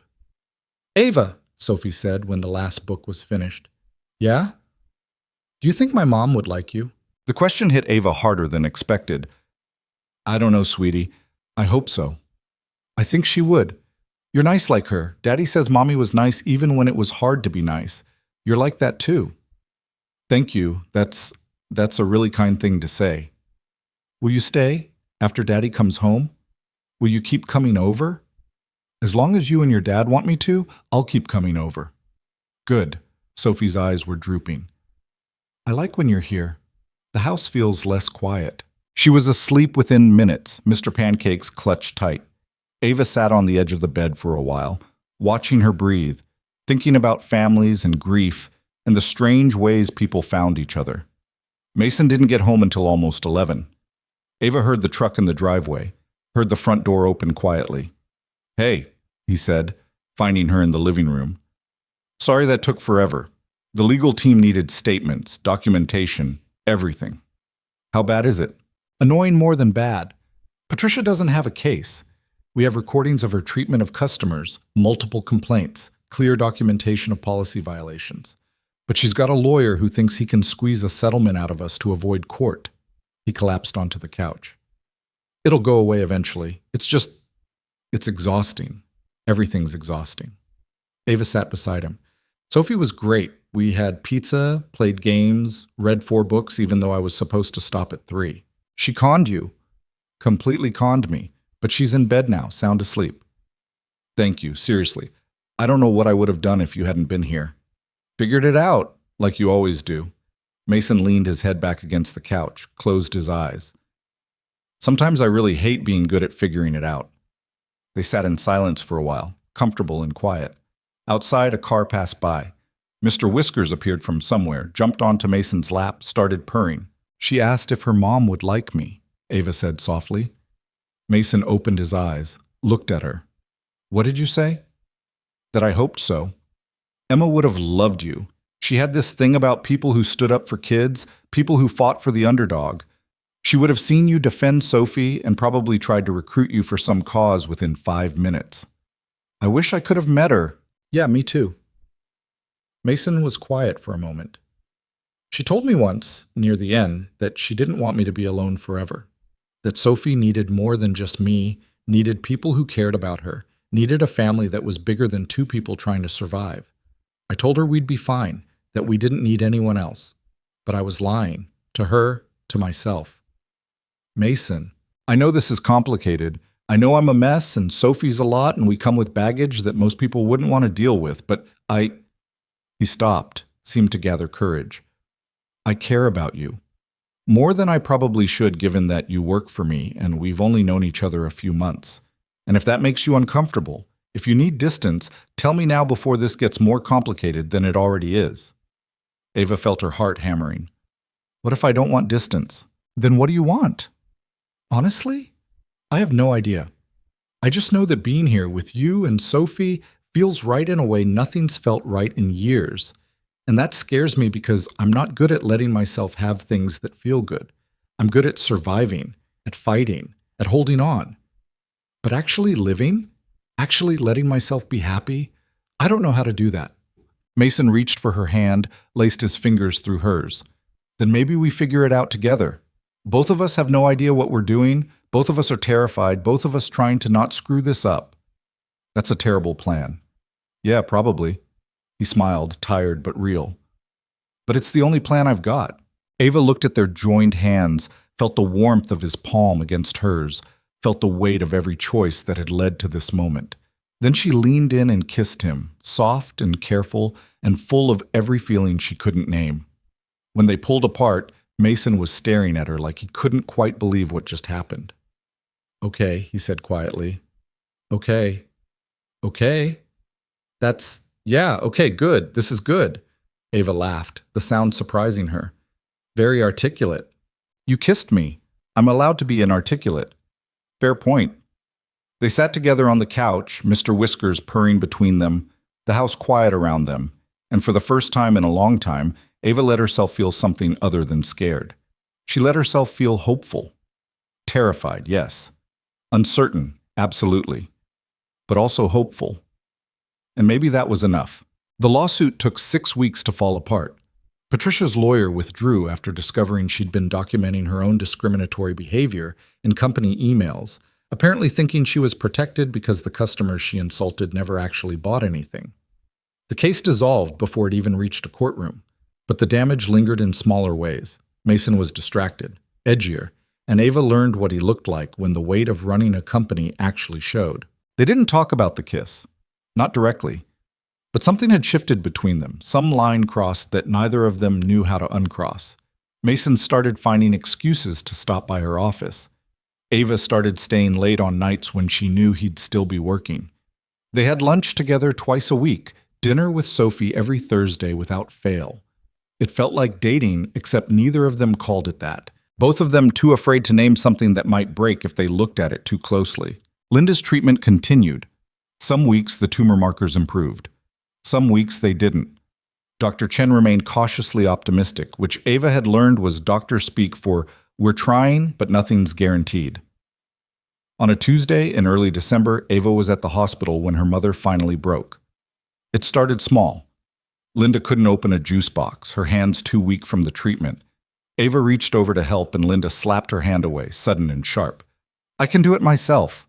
"Mom, let me—" "I said I can do it myself." But she couldn't. Her hand shook too badly. The juice box slipped, splattered across the white hospital sheets, and Linda just stared at it like it was the worst thing that had ever happened. Then she started crying. Not gentle tears, not dignified sadness. Ugly crying, the kind that came from somewhere deep and desperate and had been building for months. "I can't even open a goddamn juice box," she sobbed. "I can't feed myself, can't shower without help, can't walk to the bathroom without getting dizzy. I'm 53 years old and I'm completely useless." Ava moved to the bed, wrapped her arms around her mother carefully, feeling how fragile she'd become. "You're not useless."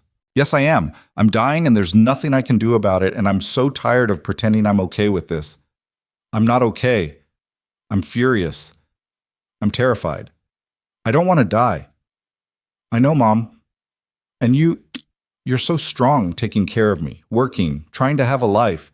But I see how exhausted you are. I see you trying to hold everything together, and it's my fault. You should be living your life, not watching me die. Stop." Ava pulled back, made her mother look at her. "You don't get to feel guilty for being sick. You didn't choose this, and taking care of you isn't a burden. You're my mom. Where else would I be? Living? Actually living, not just surviving. I am living. I have a job I care about. I have friends. I have—" She stopped, not sure how to finish that sentence. "You have Mason," Linda said, wiping her eyes. "Don't think I haven't noticed. The way you talk about him. The way your whole face changes when his name comes up. It's complicated. Life's complicated. That's not a reason to avoid it. He's my boss. He's grieving his wife. He has a daughter who's already been through too much. There are about 17 reasons why getting involved would be a terrible idea. And yet you're already involved. You just haven't admitted it yet." Linda took Ava's hand, held it tight despite the trembling. "Baby, I don't know how much time I have left. Could be months, could be weeks. But whatever time I get, I want to spend it knowing you're not putting your life on hold for me. I want to know you're letting yourself be happy. I don't know how to do that. Nobody does. You just try. You just keep showing up and being honest and hoping it's enough." They sat together in the quiet hospital room, both of them crying now, both of them trying to figure out how to live with the unfairness of everything. The Lincoln Elementary renovation finished the week before Christmas.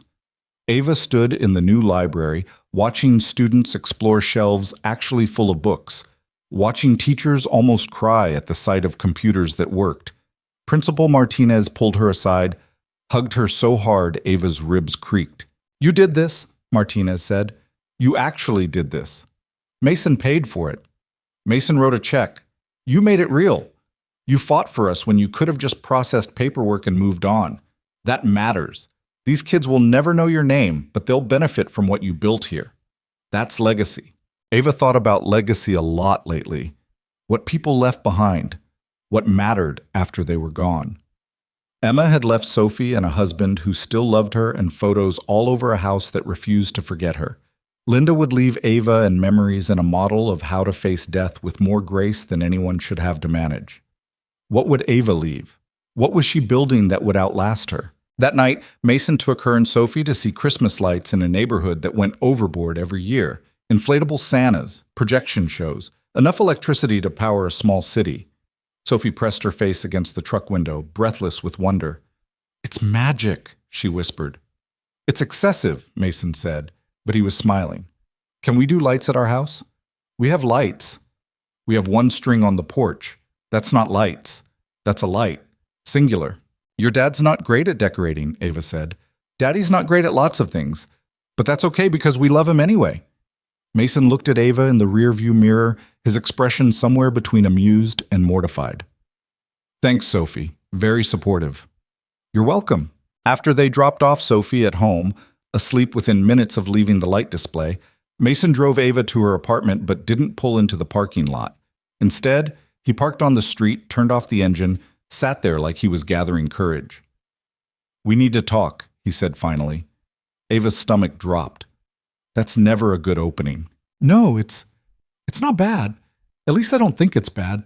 Maybe it's bad. I don't know anymore. He ran a hand through his hair. I'm really messing this up. Take a breath.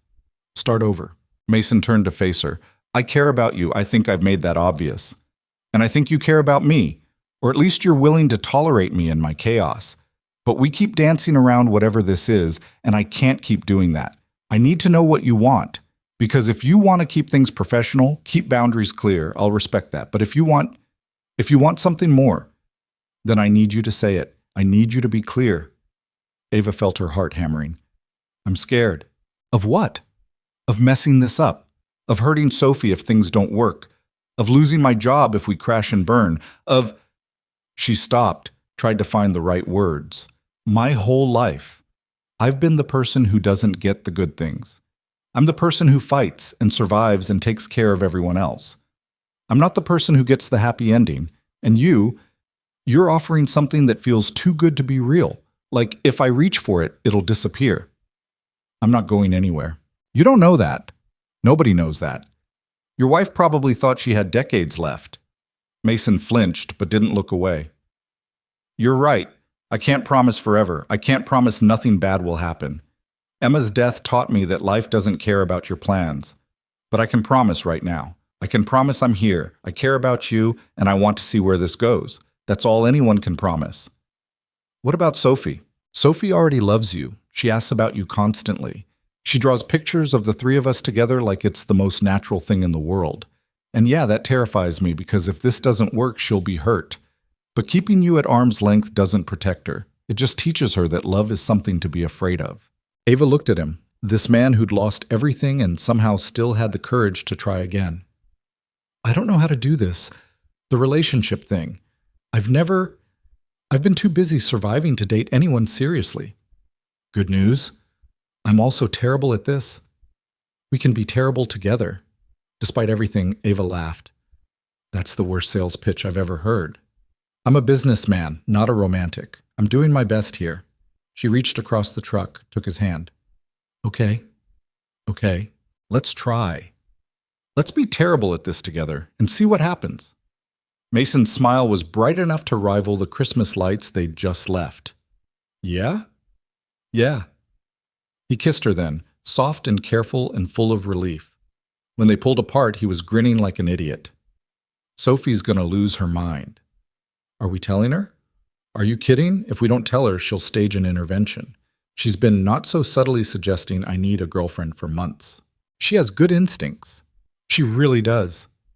They sat in the truck for another hour, talking about everything and nothing, making plans they both knew might fall apart, but making them anyway. When Ava finally went inside, she felt lighter than she had in years. Terrified, yes. Uncertain, absolutely. But also hopeful in a way that felt less like tempting fate and more like finally letting herself live. Christmas came and went in a blur of activity. Mason insisted on hosting despite his complete lack of cooking skills, which meant Ava ended up in his kitchen at 6 a.m. helping him figure out how to roast a turkey. Sophie helped by eating cookies for breakfast and providing running commentary on everything they did wrong. Grandma Emma used to make the turkey, Sophie announced, sitting on the counter despite being told 3 times to get down. Daddy says she was really good at it. Your grandma was good at everything, Mason said, checking the oven temperature for the 5th time. Except for getting better from being sick. The kitchen went quiet. Mason stopped moving, his hand frozen on the oven door. Ava saw the pain flash across his face, raw and immediate. Yeah, baby, he said finally. She wasn't good at that. But it wasn't her fault, right? Being sick? No, it wasn't her fault at all. Good, because I wouldn't want to be mad at her. Sophie swung her legs, thoughtful. I think she'd like Ava. I think so too. Do you think she's mad that Ava's here instead of her? Mason lifted Sophie off the counter, held her close. I think your mom wants us to be happy, and Ava makes us happy. So no, I don't think she's mad. I think she'd be glad we found someone who cares about us. Okay? Sophie seemed satisfied with that answer. Can we put marshmallows in the sweet potatoes? Absolutely not. Ava, can we put marshmallows in the sweet potatoes? Ava looked at Mason, who was shaking his head emphatically. Your dad's the boss. Daddy, can we put marshmallows in the sweet potatoes? We're putting marshmallows in the sweet potatoes, aren't we? Yes! Linda came for Christmas dinner, brought by medical transport because she was too weak to sit in a regular car for long. She was thinner than she'd been even 2 weeks ago, more fragile, but she was smiling when she arrived. Mason set her up in the most comfortable chair in the living room, brought her food, made sure she had everything she needed. You've got a good one here, Linda told Ava quietly, while Mason was in the kitchen arguing with Sophie about dessert portions. I know. Don't let fear mess this up. Promise me. Mom, promise me, baby. Life's too short for playing it safe. Trust me. I'm the expert. I promise. They ate dinner around Mason's table, the one with mismatched chairs and a centerpiece Sophie had made from pine cones and glitter. The turkey was slightly dry and the sweet potatoes were definitely too marshmallow heavy, but it was perfect anyway. It was family, or at least the beginning of one. Linda made it to New Year's, barely. She died on January 3rd, a Thursday morning, while Ava was sitting beside her bed holding her hand. It was peaceful, or as peaceful as death ever was. One moment Linda was breathing, the next she wasn't. Just that simple. Just that devastating. Ava sat there for a long time, still holding her mother's hand, not ready to let go. A nurse came in eventually, touched her shoulder gently. Take all the time you need, honey. But there was never enough time. There would never be enough time. Mason came to the hospital within an hour of Ava's call. He didn't say anything, just wrapped his arms around her and let her cry into his shirt, while Sophie waited in the truck with Jennifer, who dropped everything to help. They stood in the hospital parking lot, Ava breaking apart while Mason held the pieces, and somehow that was enough. The funeral was small. A few of Linda's friends from before she got too sick to maintain friendships. Some people from the hospital, Mason and Sophie standing in the back, there because Ava had asked them to be. Jennifer showed up with flowers. Karen sent a card. The community outreach team at Ryder Technologies had donated to cancer research in Linda's name. At the reception afterward, held in Ava's apartment because she couldn't afford anything else, Sophie sat next to Ava on the couch and didn't say anything, just held her hand. After a while, she spoke very quietly.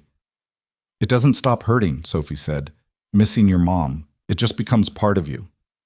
Yeah? Yeah, but that's okay. Because if it didn't hurt, it would mean they weren't important. And they were important. They were the most important. Ava pulled Sophie close, this wise little girl who understood loss better than anyone should at 6 years old. Thank you. You're welcome. Sophie paused. Can I tell you a secret? Sure. I think our moms would be friends, if they could meet. I think they'd like each other. I think so too, sweetie. The weeks after were harder than the dying had been. At least during the illness, there was something to do. Treatments to manage, appointments to attend, hope to maintain. Afterward, there was just absence. A huge, unfillable space where Linda had been.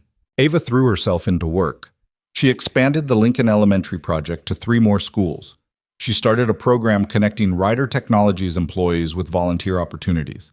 She worked 12-hour days and came home exhausted enough that she didn't have energy left for grief. Mason called her on it 2 weeks after the funeral. You're avoiding it, he said. They were in his office, late evening. Everyone else had gone home. Avoiding what? Feeling it, processing it. Whatever you want to call it. You're working yourself to death to avoid dealing with your mother's death. I'm dealing with it fine. You're not sleeping. You're not eating. You look like you're about to collapse. I said I'm fine. Ava. He came around the desk, took her hands.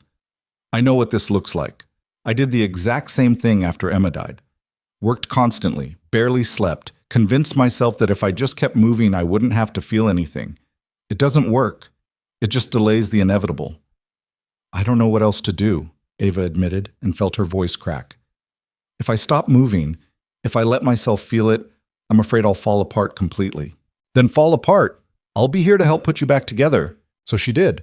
Right there in his office, she fell apart, and Mason held her through it. He held her while she cried about all the things she'd never get to say to her mother, all the moments they'd never share, all the unfairness of watching someone you love disappear piece by piece. He held her when she raged about cancer and death and the cruelty of a universe that took good people too soon. He held her when she ran out of words entirely and just sobbed, releasing months of pain she'd been storing up. When she finally stopped, when there were no tears left, Mason was still there, still holding her, still present. "Thank you," she whispered. "Anytime, literally anytime." Recovery wasn't linear. Some days Ava felt okay, functional, capable of getting through without breaking. Other days she could barely get out of bed. Mason adjusted her schedule without being asked, gave her space when she needed it, and showed up when she needed him. Sophie drew pictures for her, rainbows and flowers and stick figures labeled you, me, and Daddy, and left them on Ava's desk like small offerings of hope. In March, the clinical trial results were published. The drug Linda had been taking showed a 30% improvement in survival rates for stage 4 ovarian cancer patients.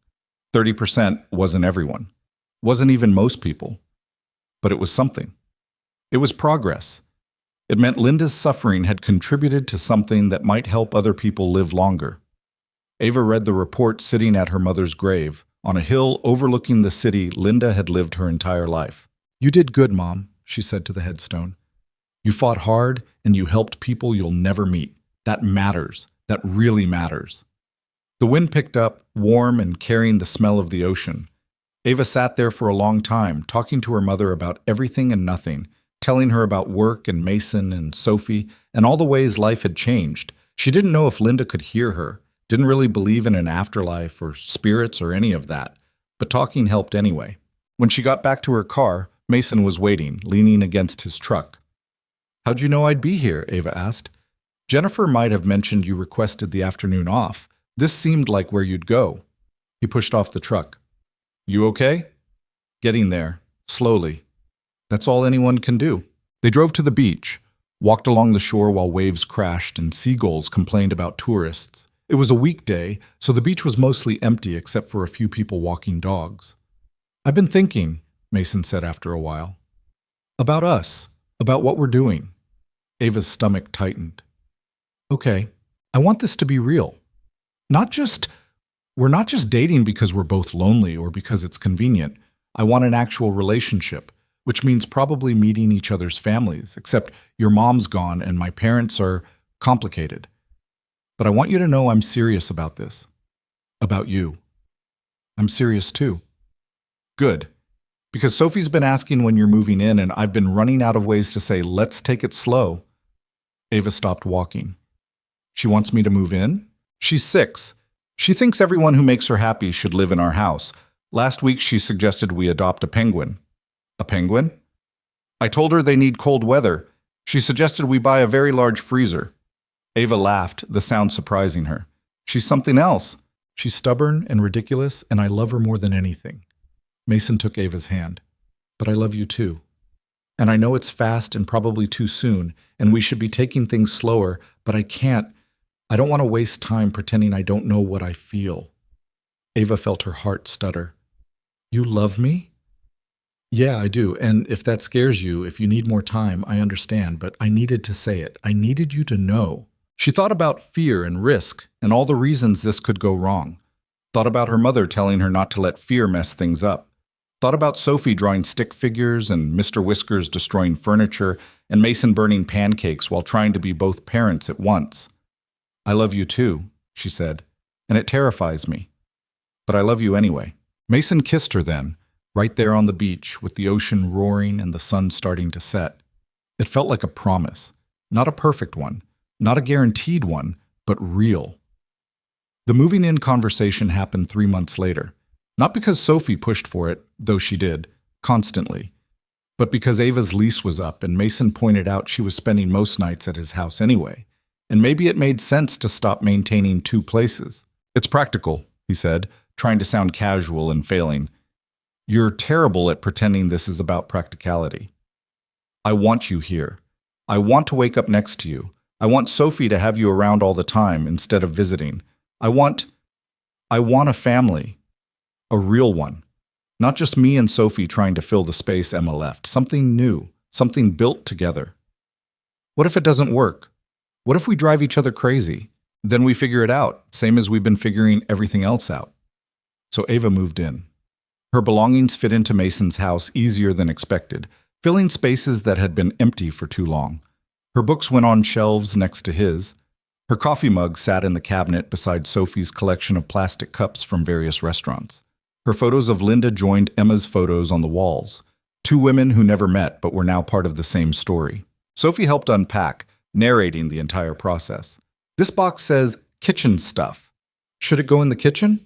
That's usually how it works, yeah. You're very smart, Ava. That's why Daddy loves you. One of the reasons, Mason called from the other room. What are the other reasons? Sophie yelled back. She tolerates your father's terrible jokes. That's not a good reason. Daddy's jokes are awful. See? Even my daughter gets it. They ordered pizza for dinner because no one had energy to cook. Ate it sitting on the floor of the living room because the table was covered in boxes. Mr. Whiskers investigated everything, then knocked over a lamp and ran away like he'd accomplished something important. This is chaos, Ava said, looking around at the disaster that was her new home. Yeah, Mason agreed, but it's our chaos. Sophie wedged herself between them, content and sleepy. I like our family. Me too, baby, Mason said. Me three, Ava added. And sitting there on the floor, surrounded by boxes and pizza crusts and a cat who was definitely plotting something, Ava realized her mother had been right. Life was short. Too short for playing it safe. Too short for letting fear make decisions. Linda had faced death with grace, but she'd also spent her life loving fiercely, protecting Ava, fighting for every day she got. Ava could do the same. Could love this man and this child and this strange new life they were building. Could honor her mother by actually living instead of just surviving. The Lincoln Elementary project expanded. By summer, Ryder Technologies had renovated 8 schools across Los Angeles with plans for 12 more. Ava hired a team, built protocols, turned her initial instinct into an actual program that would outlast her. Principal Martinez started a scholarship fund in Linda's name for students pursuing careers in healthcare. The lawsuit from Patricia never went anywhere. She eventually moved to Arizona, her reputation in the automotive industry thoroughly destroyed. Derek found work at a different dealership, hopefully having learned something about judging people by appearances. Elite Motors underwent complete management restructuring, and customer complaints dropped by 70% within 6 months. Mason sold the red pickup truck in October. He'd held on to it longer than made sense, but finally accepted that some things were memories, not obligations. He kept the photo of him and Emma and Sophie that had lived in the glove box, put it on his desk at work, where he could see it every day. She wouldn't want me driving a death trap just to remember her, he told Ava. She'd want Sophie to be safe. They bought a sensible SUV with good safety ratings and reliable air conditioning. Sophie declared it way less cool than the truck, but acknowledged it was probably better for not dying. Your daughter has a unique way with words, Ava said. She gets it from her mother. Emma had zero filter. I wish I could have known her. Yeah, she would have liked you, would have given me so much shit about taking this long to move on, though. She told me explicitly not to spend the rest of my life grieving. Said I should find someone who made Sophie laugh and made me happy and could handle my workaholic tendencies. You're basically everything she ordered. That's weird and sweet at the same time. I'm weird and sweet at the same time. That's accurate. Sophie's 7th birthday happened in November. They threw a party at the house with too many kids and too much sugar and a bounce house that nearly gave Mason a heart attack when 6 children collided mid-air. Sophie declared it the best birthday ever, mainly because Mr. Whiskers made an appearance and terrified several of her friends. That night, after the guests had gone home and Sophie was asleep surrounded by new toys, Mason found Ava in the kitchen cleaning up. You don't have to do that. We can handle it tomorrow. I need to keep my hands busy. She scrubbed at a stubborn stain on the counter. Today was good, really good, but also hard, Mason finished, because your mom should have been here. Yeah, He came up behind her, wrapped his arms around her waist. She was here. Maybe not physically, but she was here. In the way you helped Sophie blow out her candles, in the way you made sure every kid felt included, in all the little ways you showed up and cared. That's her legacy. That's what she gave you. Ava leaned back against him, let herself be held. I miss her. I know, I miss Emma too. Every day. But I'm grateful for this. For you, for Sophie, for the life we're building. Is that allowed? To miss someone and still be happy? I think it has to be. Otherwise, what's the point? They stood there in the quiet kitchen, two people who'd lost too much but found each other anyway, figuring out how to live with grief and joy existing side by side. Christmas that year was bigger. Mason's parents came, complicated as they were. Ava's aunt drove in from San Diego, the only family she had left. They filled the house with noise and opinions and the particular chaos that came with mixing families who didn't quite understand each other yet, but were trying. Sophie thrived on it, demanding everyone's attention, showing off Mr. Whiskers like he was a trained performer instead of a cat who mostly slept and destroyed things. She'd grown 3 inches since last Christmas, lost 2 teeth, and developed opinions about everything. When are you and Daddy getting married? She asked Ava on Christmas Eve, loud enough that everyone heard. The room went silent. Mason choked on his drink. His mother looked delighted. Ava's aunt tried not to laugh. Sophie, Mason started. That's not... You can't just... Why not? You love Ava. Ava loves you. That's what people do when they love each other. They get married. It's more complicated than that, baby. No, it's not. You're making it complicated. Sophie turned to Ava. Do you want to marry Daddy? Ava looked at Mason, who looked like he wanted the floor to open up and swallow him. Your dad and I haven't really talked about, but if he asked, would you say yes? The room was still silent, everyone watching, waiting. Ava thought about dodging the question, changing the subject, protecting Mason from his daughter's blunt interrogation. Then she thought about her mother telling her not to let fear make decisions. Yeah, she said, I would. Sophie beamed. See? Not complicated. Mason stared at Ava, something shifting in his expression. Really? Really? Huh? Huh? I was planning to ask you at New Year's. Had a whole thing planned. But Sophie she kind of ruined the surprise. Sophie ruins everything, Sophie announced cheerfully. You absolutely do, Mason agreed. He crossed the room, knelt down in front of Ava, pulled a small box from his pocket. I was going to do this with champagne and fireworks and a big romantic gesture. But this works too. Ava Bennett, will you marry me? Will you keep putting up with my terrible jokes and my disaster of a daughter and my cat who hates everyone? Will you build a life with us, messy and imperfect as it is? Ava felt tears streaming down her face, couldn't stop them, didn't want to. Yes, absolutely yes. Sophie screamed and launched herself at both of them, nearly knocking them over. Mason's mother was crying, his father was smiling, Ava's aunt was recording everything on her phone. Mr. Whiskers knocked over the Christmas tree. It was chaos, perfect, beautiful chaos. They got married in June, small ceremony in Mason's backyard with the people who mattered most. Sophie was the flower girl and took her job very seriously, throwing petals with precision and glaring at anyone who stepped on them. Mr. Whiskers was supposed to be the ring bearer but refused to cooperate, so they gave up and let him sleep on a chair instead. Ava wore a simple dress she'd found at a boutique Linda would have loved. She carried flowers in colors her mother had picked that last Christmas, bright and loud and refusing to be ignored. Mason wore a suit that actually fit, and Sophie had insisted on wearing a purple tutu under her flower girl dress because fancy is boring without sparkle. They exchanged vows they'd written themselves. Mason promised to always burn breakfast and let Sophie con him into bad decisions and love Ava even when she worked too hard and forgot to eat. Ava promised to tolerate his jokes and protect his daughter and build a life that honored the people they'd lost while celebrating the family they'd found. I promised to remember that surviving isn't the same as living, Ava said. And to choose living every single day, even when it's scary. There wasn't a dry eye in the backyard.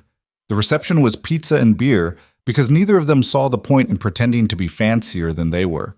People ate and danced and told stories about Emma and Linda, keeping them present even in their absence. It wasn't sad. It was honest. It was real.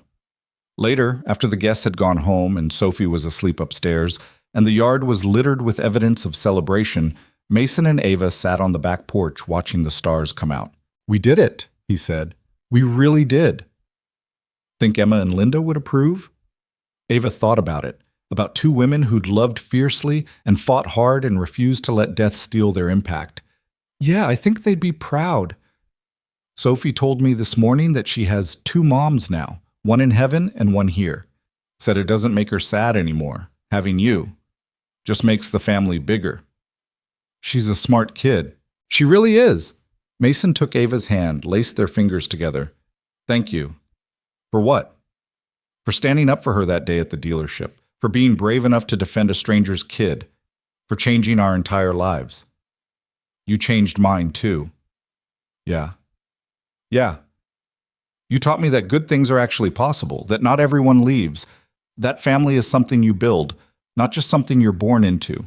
They sat in comfortable silence, two people who'd survived loss and found each other, building something new from the broken pieces of their past. Above them, stars wheeled across the sky, indifferent and eternal. Inside the house, Sophie slept, dreaming of whatever 7-year-olds dreamed about. Mr. Whiskers knocked something over because he was constitutionally incapable of not being destructive, and Ava thought about the journey that had brought her here, from a woman cleaning floors and drowning in debt to someone who had a family, a purpose, a life worth living. She thought about her mother, about how Linda had spent her final months making sure Ava knew how to be happy. She thought about Emma, a woman she'd never met but whose love had shaped the people Ava now loved most. The world still wasn't fair. Cancer still killed good people. Death still came too soon. But love persisted anyway. Kindness mattered anyway. And sometimes, if you were very lucky, defending a stranger's child in a car dealership could change everything. Not because the universe rewarded good deeds or because fairness existed, but because humans needed each other. Because standing up when everyone else looked away created connections that rippled outward in ways you couldn't predict. Because the smallest acts of courage could become the foundation of something bigger than you ever imagined. Ava had learned what her mother already knew, that life wasn't about waiting for good things to happen. It was about creating them, building them, fighting for them even when it was hard, especially when it was hard. She'd learned that grief and joy could coexist, that moving forward didn't mean forgetting, that family was made of love and choice and showing up day after day, even when it was terrifying. Most importantly, she'd learned that she deserved happiness, not because she'd earned it or because she was special, but because everyone deserved the chance to live fully, to love deeply, to build something beautiful from the wreckage of everything that had tried to break them. Mason squeezed her hand. "What are you thinking about?" "Everything. Nothing. How strange life is." "Good strange or bad strange?" "Good strange. Definitely good strange." Inside, Sophie called out from her room, probably having a nightmare or needing water, or just wanting to make sure her parents were still there. Mason stood, smiled at Ava. "Duty calls. I'll come with you." They went inside together to their daughter who needed them, to their life that was messy and imperfect, and exactly what it needed to be. And somewhere, Ava thought, Linda and Emma were watching, proud of the family that had been built from their legacies. The world kept turning. People kept struggling, kept surviving, kept searching for connection in a universe that often felt indifferent. But in one house in California, a makeshift family had found each other against impossible odds. And they were choosing every single day to love each other through whatever came next. That was enough. More than enough. It was everything.